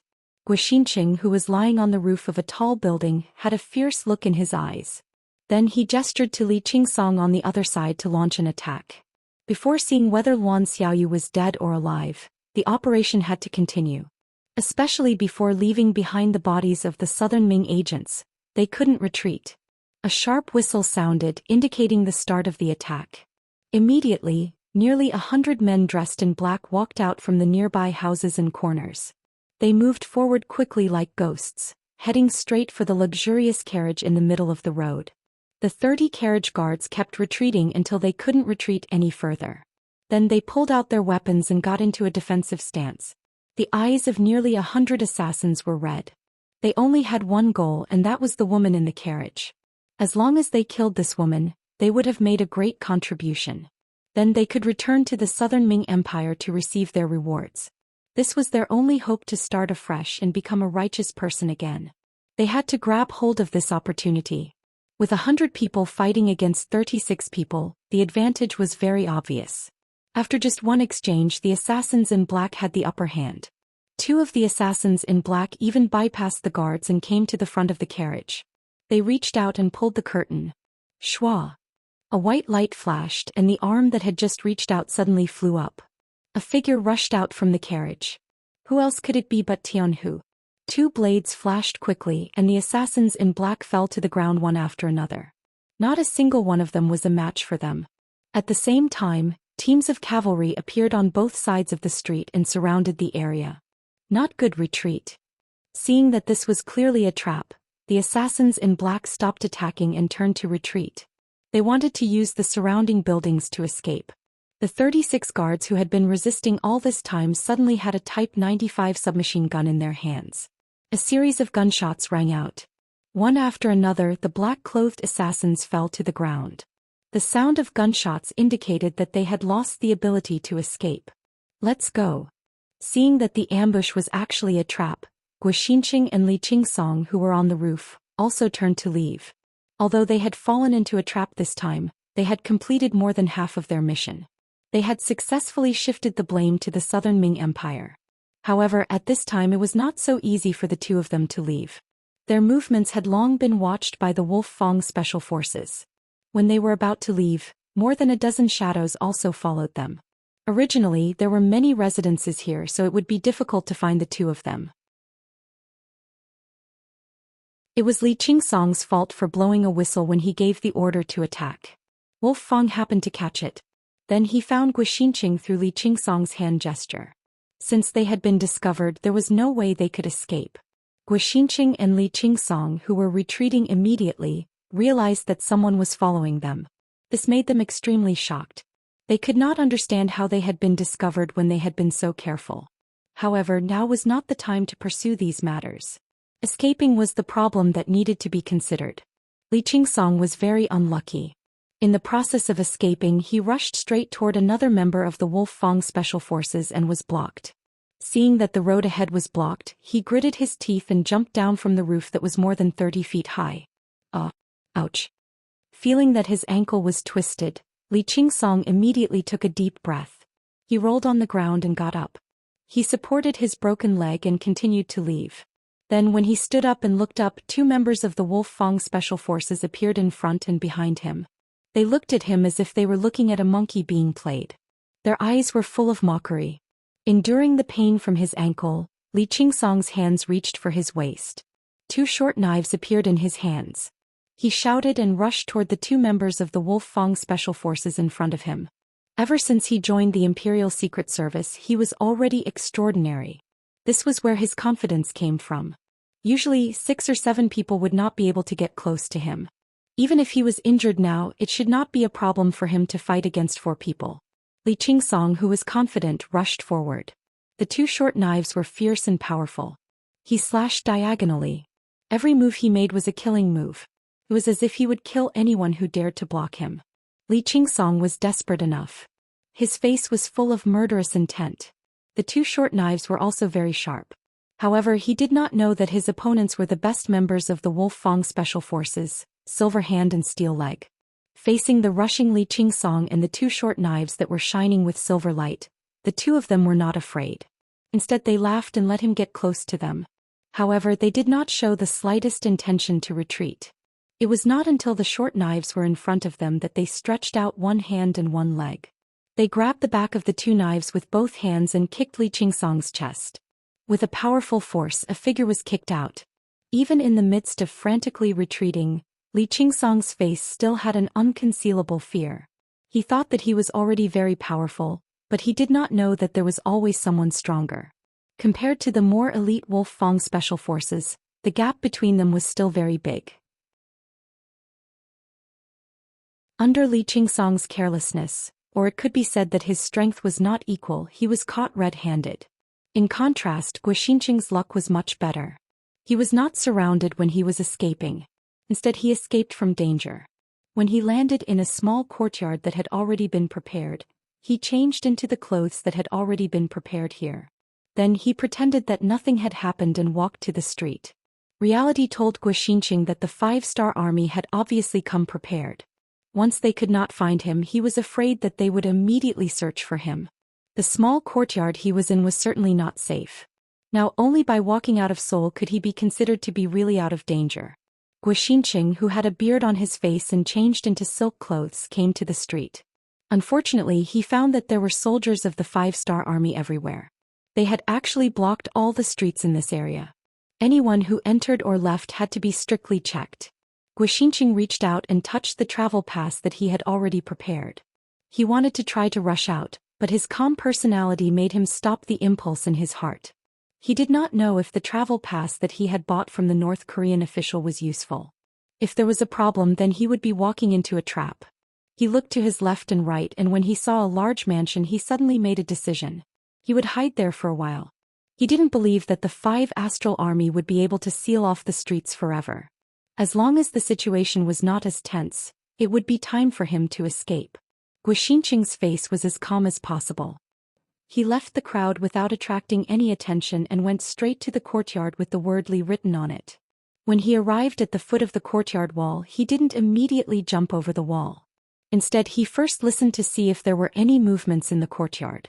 After confirming that it was safe, he grabbed onto the 2-meter-tall courtyard wall with both hands and jumped over the wall to enter. Generally, in this kind of large courtyard, there would always be some places that no one went to. If he was lucky, he could find a place where no one would go to hide. No one would be able to find him. But it seemed that Xianxia's luck wasn't too good. When he jumped over the wall, he saw a young girl with a pretty good status. That girl was also looking at him at that moment. For a moment, their eyes met, and both of them had surprised expressions in their eyes. Then the girl wanted to shout after being frightened. But before she could make a sound, she felt a pain in her neck. Then her vision turned black and she fainted. Xianxia finally made his move. He also clearly saw the surrounding environment. It turned out to be a small garden.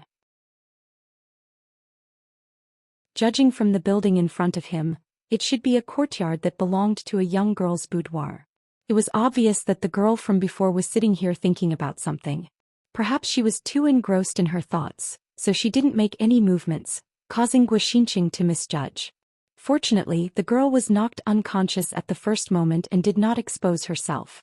Next, he only needed to avoid the initial investigation and then he could find an opportunity to leave. Carrying the girl in his arms, he walked towards the room in the courtyard where the door was already opened.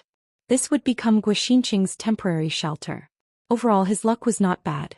With this young lady around, eating and drinking was naturally not a problem. The premise was that she fully cooperated with him. Xianxia was not worried about whether the girl would cooperate with him. So many years of experience told him that the more wealthy and noble a person was, the more afraid they would be of death. Under his threat, wouldn't she do whatever he wanted her to do? But how could Xianxia know that this girl was not just anyone but Li Zhenju? Previously, she was in a daze in the small courtyard because she was at a loss about her future. Han Chong was already dead. It was said that Tian, who had also been reprimanded by the Duke of Loyalty. Now he was still imprisoned. Then what was she? What if Tian, who felt that she was unlucky because of this matter and did not want her in the future? Compared to other girls, she might have the right to choose. Because of her, one person was killed and the other was imprisoned. She would inevitably be regarded as an ominous woman by others. She had no more choice. It seemed that blessings did not come in pairs and misfortunes did not come singly. If a person was unlucky, even drinking cold water could be stuck between their teeth. While he was in the courtyard, he actually encountered a criminal. Could this be his fate? After a while, Li Zhenju slowly woke up. Her eyes were filled with tears as she looked at Xianxia, who was standing in front of her with a dagger in his hand. Li Zhenju woke up.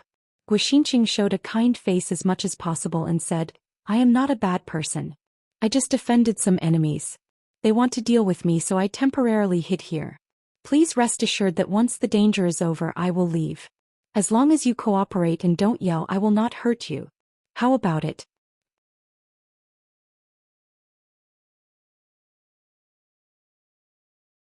Chapter 947. Seeing that Xianxia wasn't a lecher and was even so amiable, Li Zhenju wasn't as nervous as before and nodded. Then the white cloth covering her mouth was removed. "All right, I'm going to let you go now. But if you dare to scream, then the white knife will enter and the red knife will come out. It's a pity that you're so beautiful and yet you're going to die. Wouldn't that be a pity?" Li Zhenju nodded her head twice. Seeing how cooperative Li Zhenju was, Xianxia smiled. "Very good.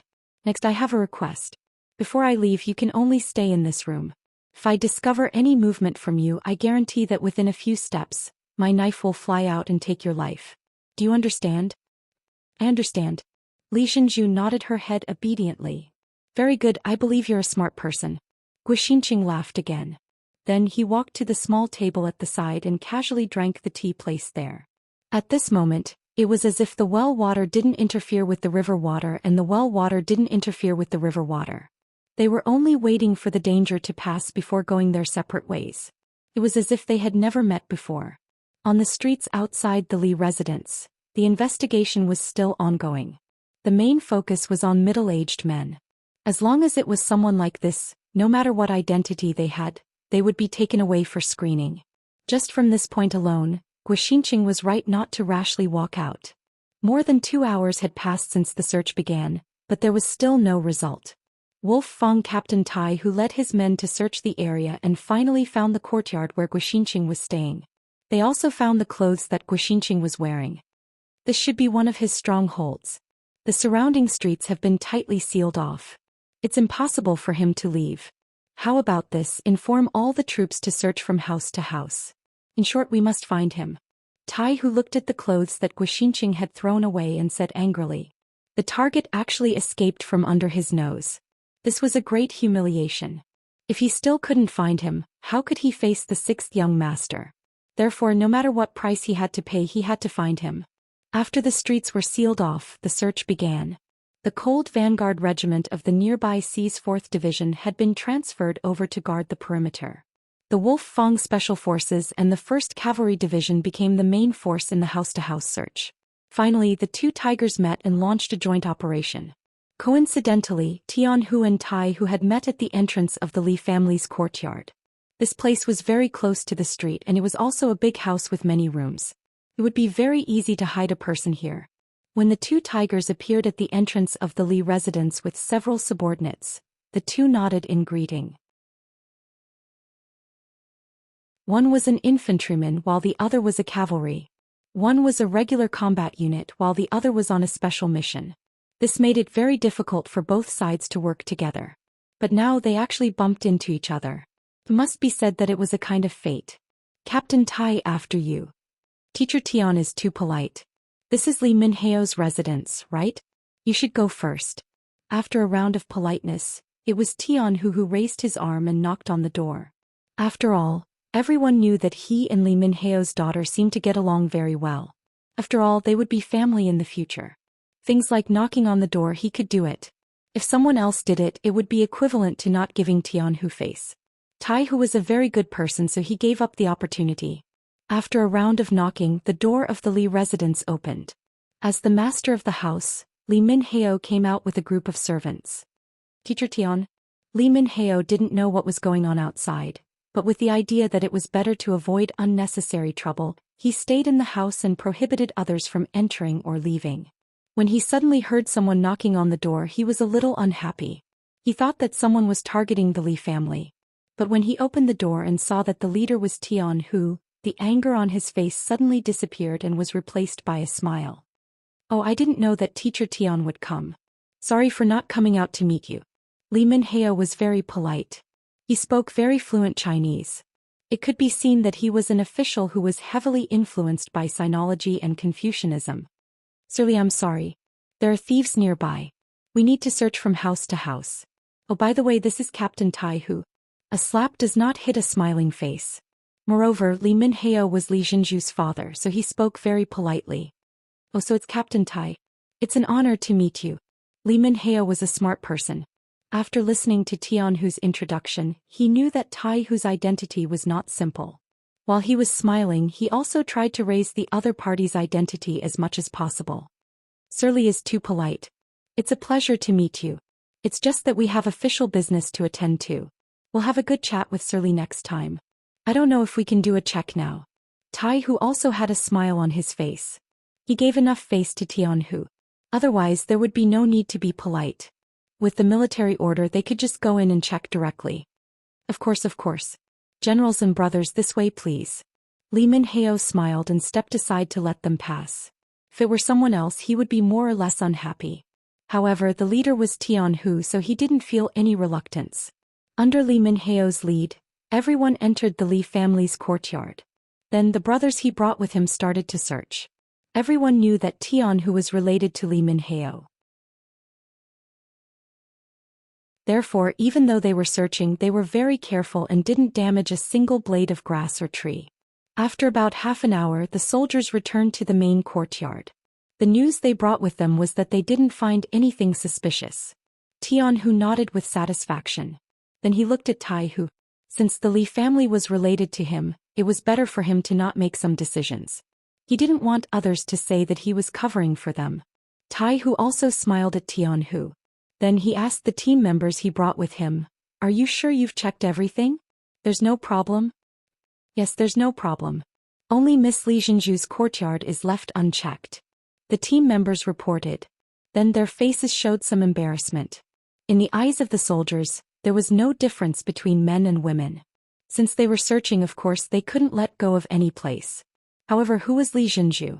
After everything was done, she would become Division Commander Tianhu's concubine. How could such a woman be treated the same? Therefore, no one broke into her courtyard and no one dared to check it. Taihu looked at Tianhu with an embarrassed expression. "Division Commander Tian, what do you think about this?" "It's okay. I'll go with Master Li to take a look." Tianhu naturally understood that this was Iron Tiger giving him face. He immediately accepted the mission and then looked at Li Minheo, who was beside him. Li Zhenju was still a member of the Li family. It wasn't appropriate for him to meet her in private. "Oh, no problem. I'll accompany Division Commander Tian to take a look at my daughter. It just so happens that she's not in a good mood recently. I'll have to trouble Division Commander Tian to comfort her. Li Minhao keenly felt that this was an opportunity. How could he let go of an opportunity to get together with his daughter and Tianhu? Thank you. Tianhu expressed his gratitude to Li Minhao. Then he looked at Taihu and said, Captain Tai, why don't we go together? I'll introduce Miss Li to you. Tianhu didn't want to mix public and private matters. If it turned out that the fugitive was in Li Jinju's room and he didn't see it, then he wouldn't be able to explain himself even if he had 100 mouths. Although the possibility of this happening was less than 1 in 10,000, it was better to avoid trouble. Originally, Taihu didn't want to go in and take a look. There were still many places to check. However, if he rejected Tianhu's invitation, it would seem that he wasn't open and above board. Therefore, after thinking for a while, he nodded. Okay, since that's the case, I'll go and see Miss Li. It'll be considered as a greeting. It was a great honor to have the dignified commander of the Cold Vanguard Special Forces greet someone. Without a doubt, this machine was for Tianhu. It was also a way to express goodwill. Okay, let's go together. Li Minhao still had a smile on his face. Although he didn't want Division Commander Tai to accompany him, since everyone had the same idea, he naturally couldn't object. Thus, the three of them strode toward Li Jinju's small courtyard. This time they didn't bring anyone else. 1 or 2 people were enough to check. In the small courtyard, when the sound of footsteps came from outside the door, Guoxinqing, who was resting with his eyes closed, opened his eyes. Then he looked at Li Jinju, who was still trembling with fear, and gestured at the dagger in his hand. Li Jinju's entire body tensed up. Her face revealed a shocked expression as she nodded lightly. She believed that if she didn't do as this person said, the dagger that scared her would stab her body at any time. The footsteps outside the door were getting closer and closer. Li Minhao's voice could also be heard clearly. Division Commander Tian, Division Commander Tai, this is my daughter's boudoir. Hehe, I don't know why the door is closed in the middle of the day. The weather isn't too cold right now. Seeing that the small courtyard's door was closed, Li Minhao smiled awkwardly and prepared to continue forward. Wait. Taihu, who was beside him, promptly stopped Li Minhao and asked, Sir Li, you said that Miss Li's door is usually open during the day? Oh, it's October now. The weather in the morning and afternoon is still very warm. Usually it's open except for cloudy and rainy days. Li Minhao instinctively explained. After saying this, he seemed to have suddenly thought of something. His whole body couldn't help but tremble. Then his body went limp and was about to fall to the ground.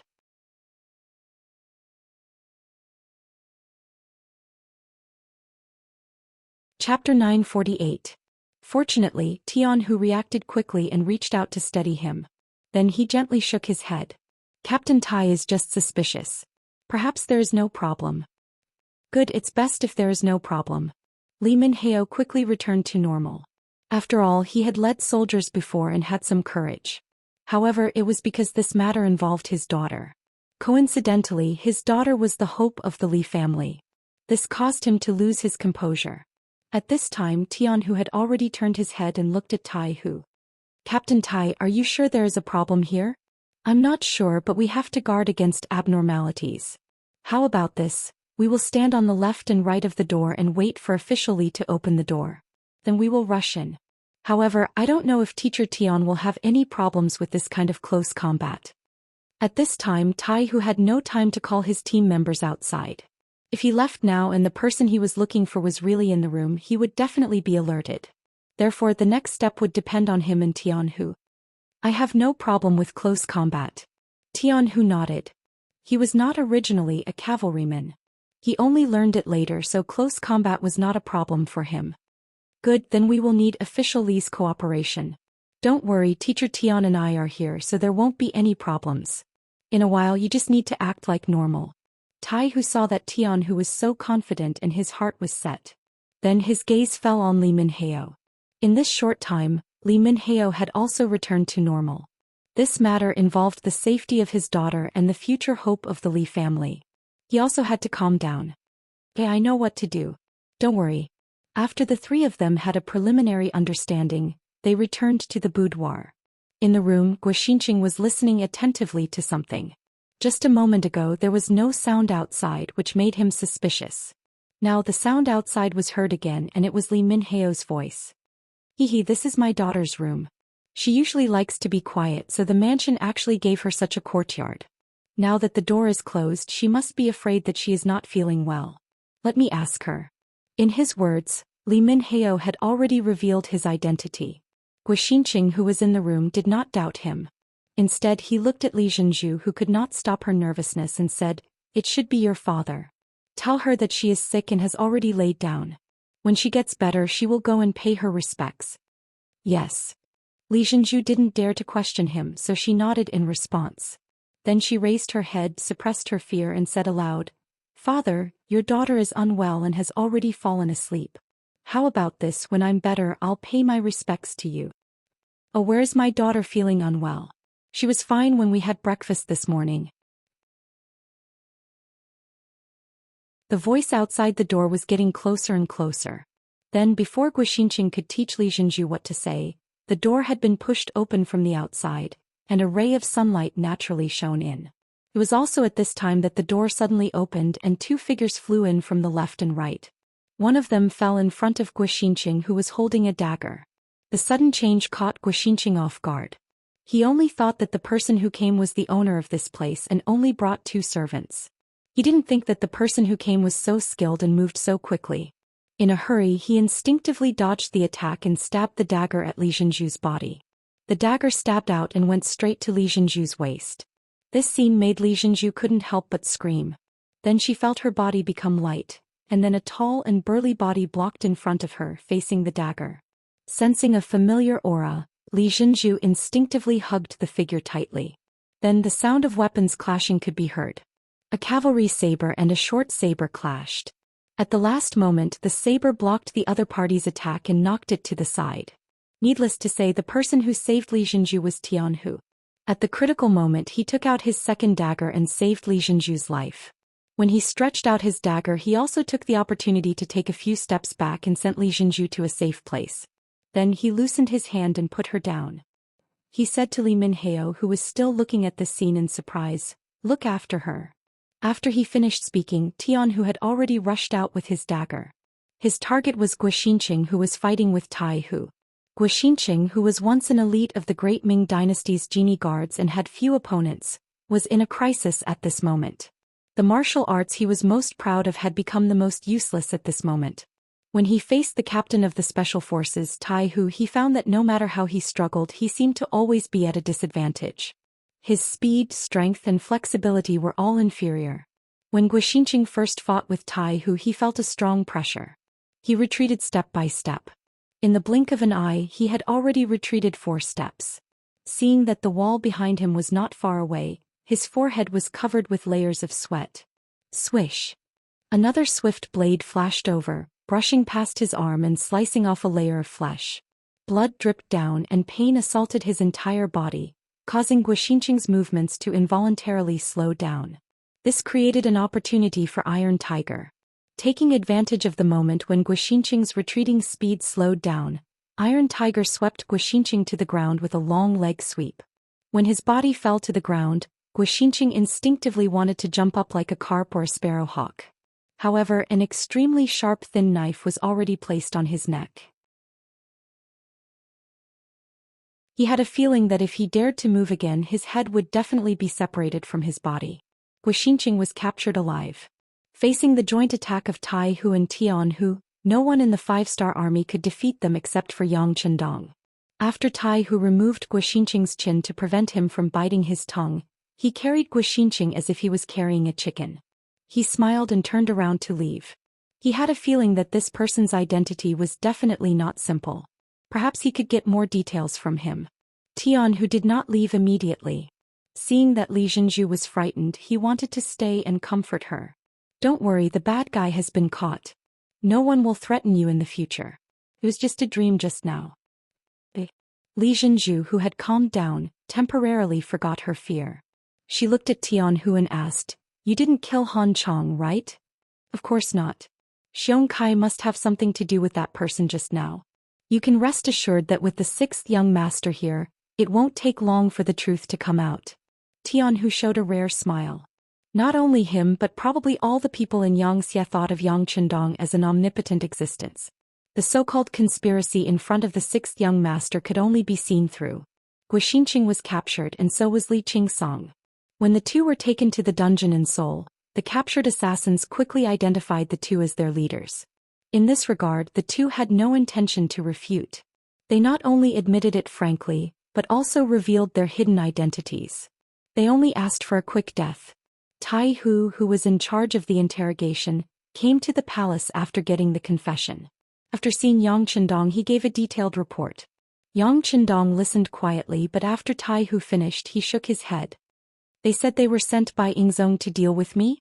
Yes. As for their identities, we have already sent a report to the headquarters of the Security Bureau. The Baiming Security Bureau branch will soon send a report to us. At that time, everything will come to light. Tai Hu revealed a naive expression as he spoke. Everything seemed reasonable and their identities shouldn't be fake. However, Yang Chendong still felt that there was something fishy about this matter. Ever since he was almost assassinated in Baiming's capital, he ordered the southern Ming merchants to adjust the price of goods. Because of this matter, all of the southern Ming merchants were very dissatisfied. Of course, they didn't dare to do anything to Yang Chendong, the god of wealth. Therefore, they quickly targeted the southern Ming imperial court. Because of this matter, the southern Ming Empire had already sent people several times to express goodwill and apologize. They expressed that the previous matter was a misunderstanding and hoped to have a good talk with the five-star army. After all, Yang Chendong was still the great Ming Empire's loyal duke, so he couldn't be considered an outsider. However, Yang Chendong didn't have any intention of forgiving them. Under such circumstances, how could the southern Ming Empire still send people to deal with him? Even if they wanted to deal with him, they should have found an opportunity to kill him in one blow. Even if they succeeded, they would only anger him. What good would that do for the southern Ming Empire? He couldn't figure it out. Yang Chendong had a feeling that there must be a secret behind this unrewarding matter. Looking at Tai Hu, Yang Chendong said in a gentle tone, "Captain Tai, you must have worked hard. How about this? Let's leave the interrogation of Guixinqing and Li Qingsong to Beta Persei." "Sixth young master, you don't trust us?" Tai Hu frowned and there was a hint of urgency in his voice. "It's not that I don't trust you. It's just that I have some thoughts. I always thought that things wouldn't be so simple. How about this? Let's continue the interrogation. You guys will be the assistants and Beta Persei will be the leader. You guys should also learn from his methods." Yang Chendong didn't want to dampen the enthusiasm of Tai Hu and the others, so he said this. I say, old Tai, you guys are very good at carrying out special missions. However, when it comes to interrogations, you guys are still too inexperienced. Haha. Let me teach you guys this time, Second Yang, who was standing beside them, said casually. He had learned a lot about interrogation skills from Yang Chendong. Now that he had the chance to show them, he was naturally proud. Beta Persei, who had received the order, went to the dungeon and called Guixinqing and Li Qingsong together. "Listen, you two. You didn't tell the truth before, so give us a chance now. Otherwise, I'm afraid you'll be begging me to tell you." There was no torture, only persuasion. Tai Hu and the others who were ready to learn widened their eyes.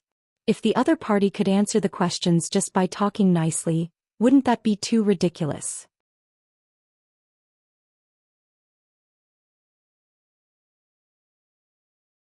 Chapter 949. Fortunately, Guixinqing and Li Qingsong did not have the slightest intention of changing their words in the face of the grinning Beta Persei. They still insisted that they were members of the Southern Ming Dynasty's Brocade Guard, and that they had already said what they needed to say. If they did not believe it, they could check it out. "Well, you're refusing a toast only to be forced to drink a forfeit, hee. Come on, bring them to 2 separate rooms. I want to see how hard their bones are." The smile on Beta Persei's face began to fade and his voice became much colder. The 2 men were turned on and off separately. Beta Persei still had no intention of torturing them. He just asked people to keep an eye on the 2 men at all times, and then he kept hitting the gong to give them the greatest auditory stimulation. He also instructed that the gong should not stop until the other party was ready to speak again.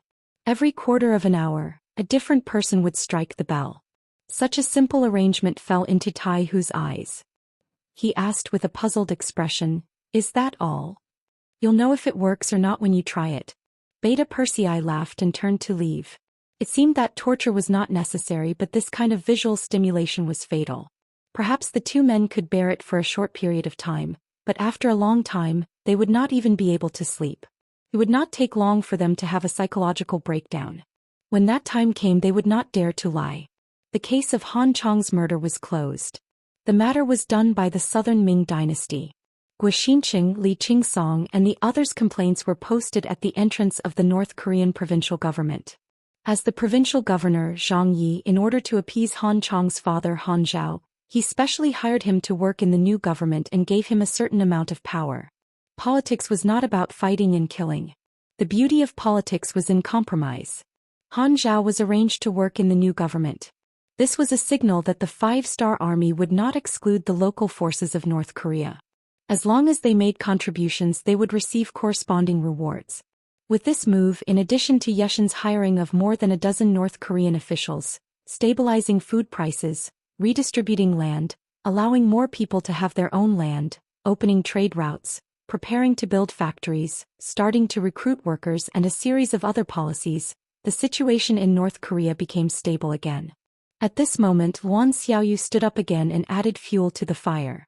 She took out more than 40 marriage applications and completed the initial marriage of the five-star army officers, cadres, and the local forces of North Korea. With each marriage, the situation became more stable. In the palace, after Governor Zhang Yi reported his work, he listened to Yang Qindong's instructions. Governor Zhang, distributing land and opening trade routes are only one aspect of it. You have to find the most suitable path according to your own characteristics. For example, North Korea is surrounded by the sea on 3 sides. This is a major characteristic. You should think of something to do with the sea. You are also an old man from Kaegung City. You should know about the canned food factory there.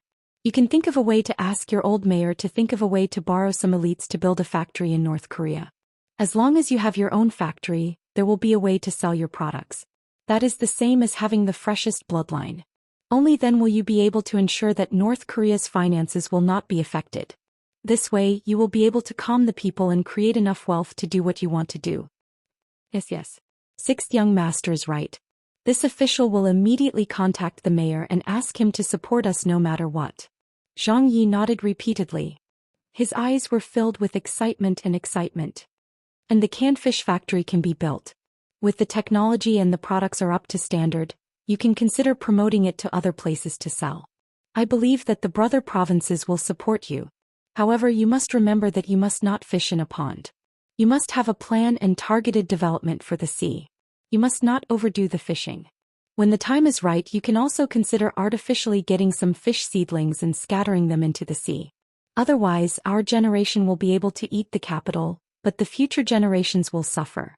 Also, you must think of a way to deal with the sewage from the factory in advance. You must ensure that the water quality of the sea is not a problem. Yang Qindong brought out some of the development experiences of the future one by one. There was no such thing as industrial pollution in the current world, but if it was not protected, it was only a matter of time before the destruction of nature occurred. Since he could make the decision, of course he had to shake off some of the defensive measures in advance. Zhang Ye's small notebook was full of things. After learning from the experience, he left with satisfaction. Beta Persei entered the hall and reported, "Young Master Tai Hu is here. Please." Yang Qindong took a sip of tea. It had been 6 days since Guoxinqing and Li Qingsong were arrested. There should be some results there. Tai Hu appeared for this matter. He thought that Beta Persei's idea was not much. Wasn't it just torturing people so that they could not sleep? In the past, when they were completing missions, there were times when they could not sleep for 2 days, so they did not think much of it. However, they did not expect that while they could endure it for 2 or 3 days, 5 or 6 days was not something that ordinary people could endure. On the 6th day, Guoxinqing and Li Qingsong, who had lost a lot of weight from the torture, spoke separately. They weren't afraid of death, but this feeling of being neither alive nor dead was too unbearable. Rather than forcing themselves to endure, they might as well tell him everything. Even if they were to die, they could still ask for a quick release, right? Tai Hu wrote a new confession and gave it to Beta Persei. Beta Persei sent it to the dragon table in front of Yang Qindong. Yang Chendong looked at the two people's new confessions. They all pointed to Prince Nanming Zhu Huituan. They said that the two people had been bribed by Prince Nanming. This time they took action to frame the Southern Ming imperial court. Compared to the previous confessions, this result was much more reasonable. Tai Hu's heart was finally at ease. The matter was finally done. His mission was completed successfully. He did not let down the sixth young master's expectations. This monarch Nanming really has a good plan. Yang Chendong chuckled, then put away the confession. Then he looked at Tai Hu and asked, "Tell me, what do you think after receiving this confession?" This was clearly a test. It was also a chance for him to perform. After being stunned for a moment, Tai Hu's mind spun quickly. After about 5 or 6 breaths he finally raised his head. "Sixth young master, this subordinate thinks that Prince Nanming is not enough to be feared. We don't need to take any revenge." "Tell me about it," Yang Chendong asked with interest. After receiving encouragement, Tai Hu's face flushed red. He continued, "Sixth young master, Prince Nanming's current situation is not good. He is being besieged by the Southern Ming imperial court and Prince Shiping from both sides. He is already at a disadvantage. If this continues, it is only a matter of time before he is destroyed. It doesn't matter whether we intervene or not. Moreover, you said that now is the time to consolidate the fruits of victory. It is not the right time to be enemies with the great Ming Empire. Since that is the case, it is better to use this opportunity to develop our own strength. Isn't it better to sit back and watch the tigers fight?" Good. Tai Hu, you are looking at things from the perspective of the big picture. Not bad, not bad. You already have the ability to take charge of one side. Very good, very good. Yang Chendong laughed. He was very satisfied with Tai Hu's answer. Tai Hu, who was praised, smiled. He was also in a very good mood. Next, something that made him even happier was yet to come. Tai Hu, the current scale of the special forces is still a little too small. The role they can play on the battlefield is also very limited. I think it is time to expand the army. Let's make a regiment with 5 battalions and 2,000 soldiers. As for your rank, you should also be promoted. Let's make you a senior colonel. What do you think? Are you confident? Most regimental commanders were usually given the rank of colonel. Some junior regimental commanders were even given the rank of lieutenant colonel. But now that Yang Chendong allowed him to be given the rank of senior colonel, it was obvious that he was being promoted. It also meant that his status had been promoted. In the future, when he faced some of the teachers, he would be able to speak with his chest out. Yes. Tai Hu replied excitedly. "Thank you, sixth young master. Please rest assured, sixth young master, the special forces will not let you down." Good. Remember, now that we have the scale, we also need to increase our combat power. Write a report on how much money you need. A young master will personally approve it. Tai Hu left excitedly. Yang Chendong, who was left behind, was not very excited. The expansion of the special forces, the Ghost Sniper team, and the Eagle Brigade was originally part of his plan. In the past, his strength was limited, so he couldn't invest too much in these special forces. But now it was different. The entire army of the Yang faction added up to about 200,000 to 300,000 people. According to the ratio, these special military forces would need to be expanded. The main hall was silent. Yang Chendong was writing something on the table. It was about the matters after the incident between Guixinqing and Li Qingsong. According to Yang Chendong, he was almost schemed against, so he had to give an explanation. Although it was as Tai Hu said, he didn't have the intention to send out troops. But he was not allowed to complain about it. Therefore, Yang Chendong personally wrote a letter to the Emperor of Southern Ming, Zhou Xian. The general content was that the Imperial Secret Service under your command tried to assassinate me. After the matter was exposed, they were arrested. Although they said that they were sent by you, I didn't believe it. After interrogation, it was proven that they were Imperial Secret Service members who were bribed by King Nanming. This was clearly King Nanming's plan to kill 2 birds with 1 stone. In the end, it was proven that I had almost wronged the emperor. Let's talk things out and let bygones be bygones. It could be said that most of the contents of the letter indicated one thing. The Duke of Loyal and Daring believed that Ing Zong would not harm him. They were still good friends. However, these were just pleasantries. The most important thing was that Yang Chendong wrote that Ing Zong reclaiming the southwest was part of his duty. As an outsider, he couldn't interfere. Therefore the southern Ming could only take revenge themselves. As for what he could do, since he couldn't send out troops, he could only provide food. However, food didn't come from the wind. It was the hard work of the people of Vietnam and Laos. However, in order to support Ingzong in reclaiming the southern Ming and defeating King Nanming, they were willing to sell a portion of the food. As for the specific price, he could discuss it with the officials of the two provinces.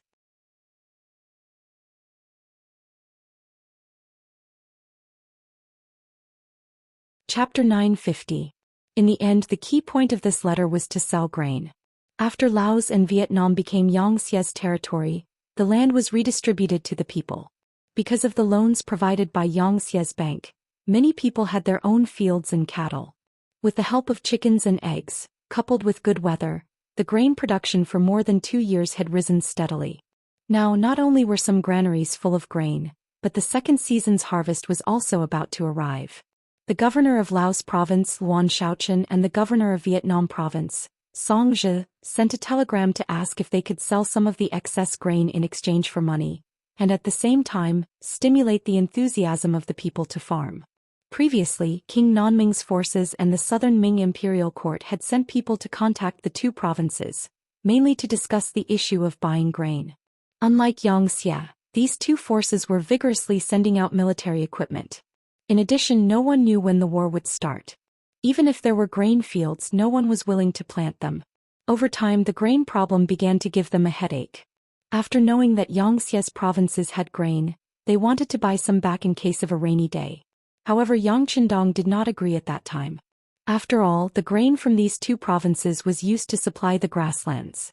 But now, North Korea had become Xianxia's territory. It was also a large agricultural country.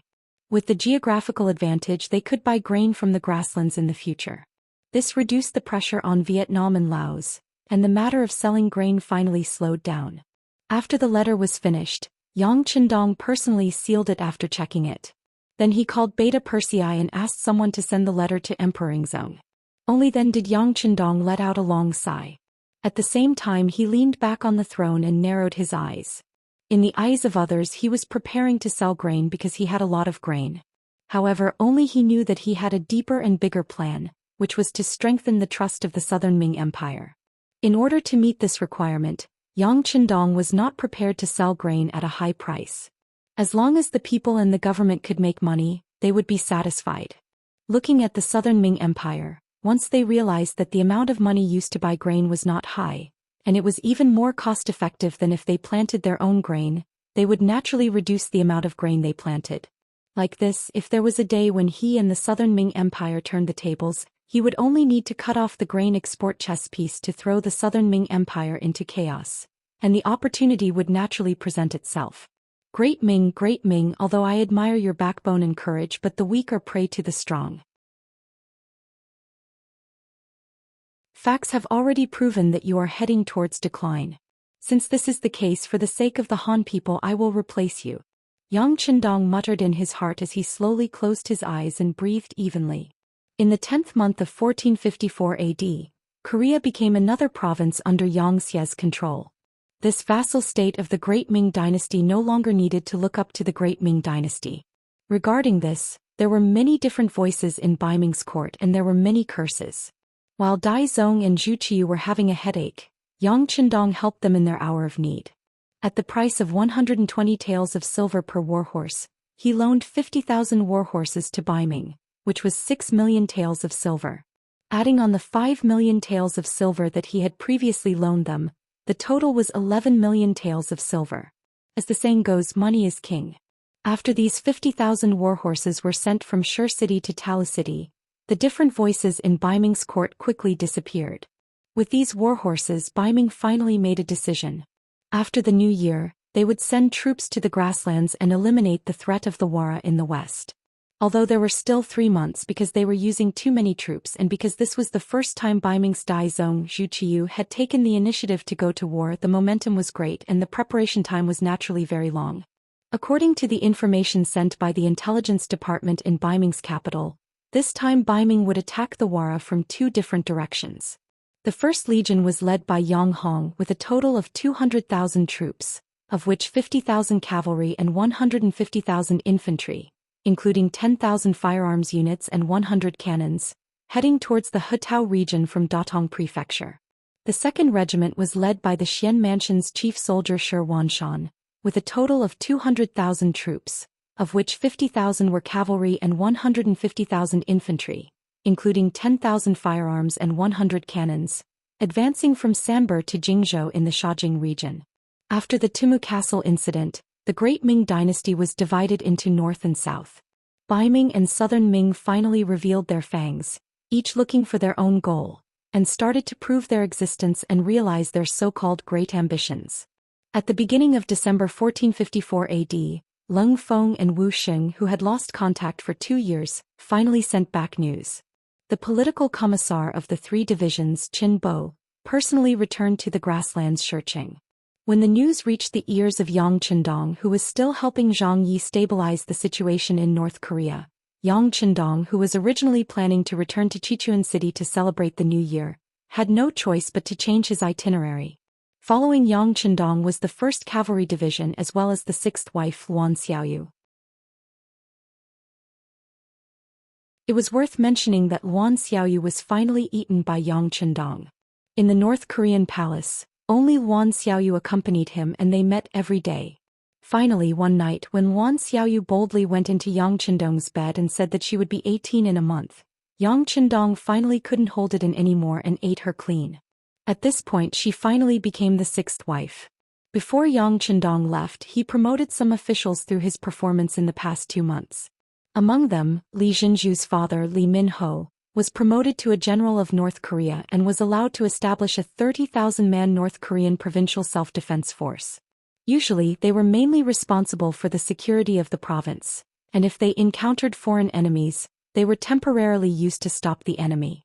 Li Minho was put in an important position, and Li Jinzhu's face rippled with a charming smile. Coupled with the development of her husband Tianhu, she had a hint of a mature woman's temperament.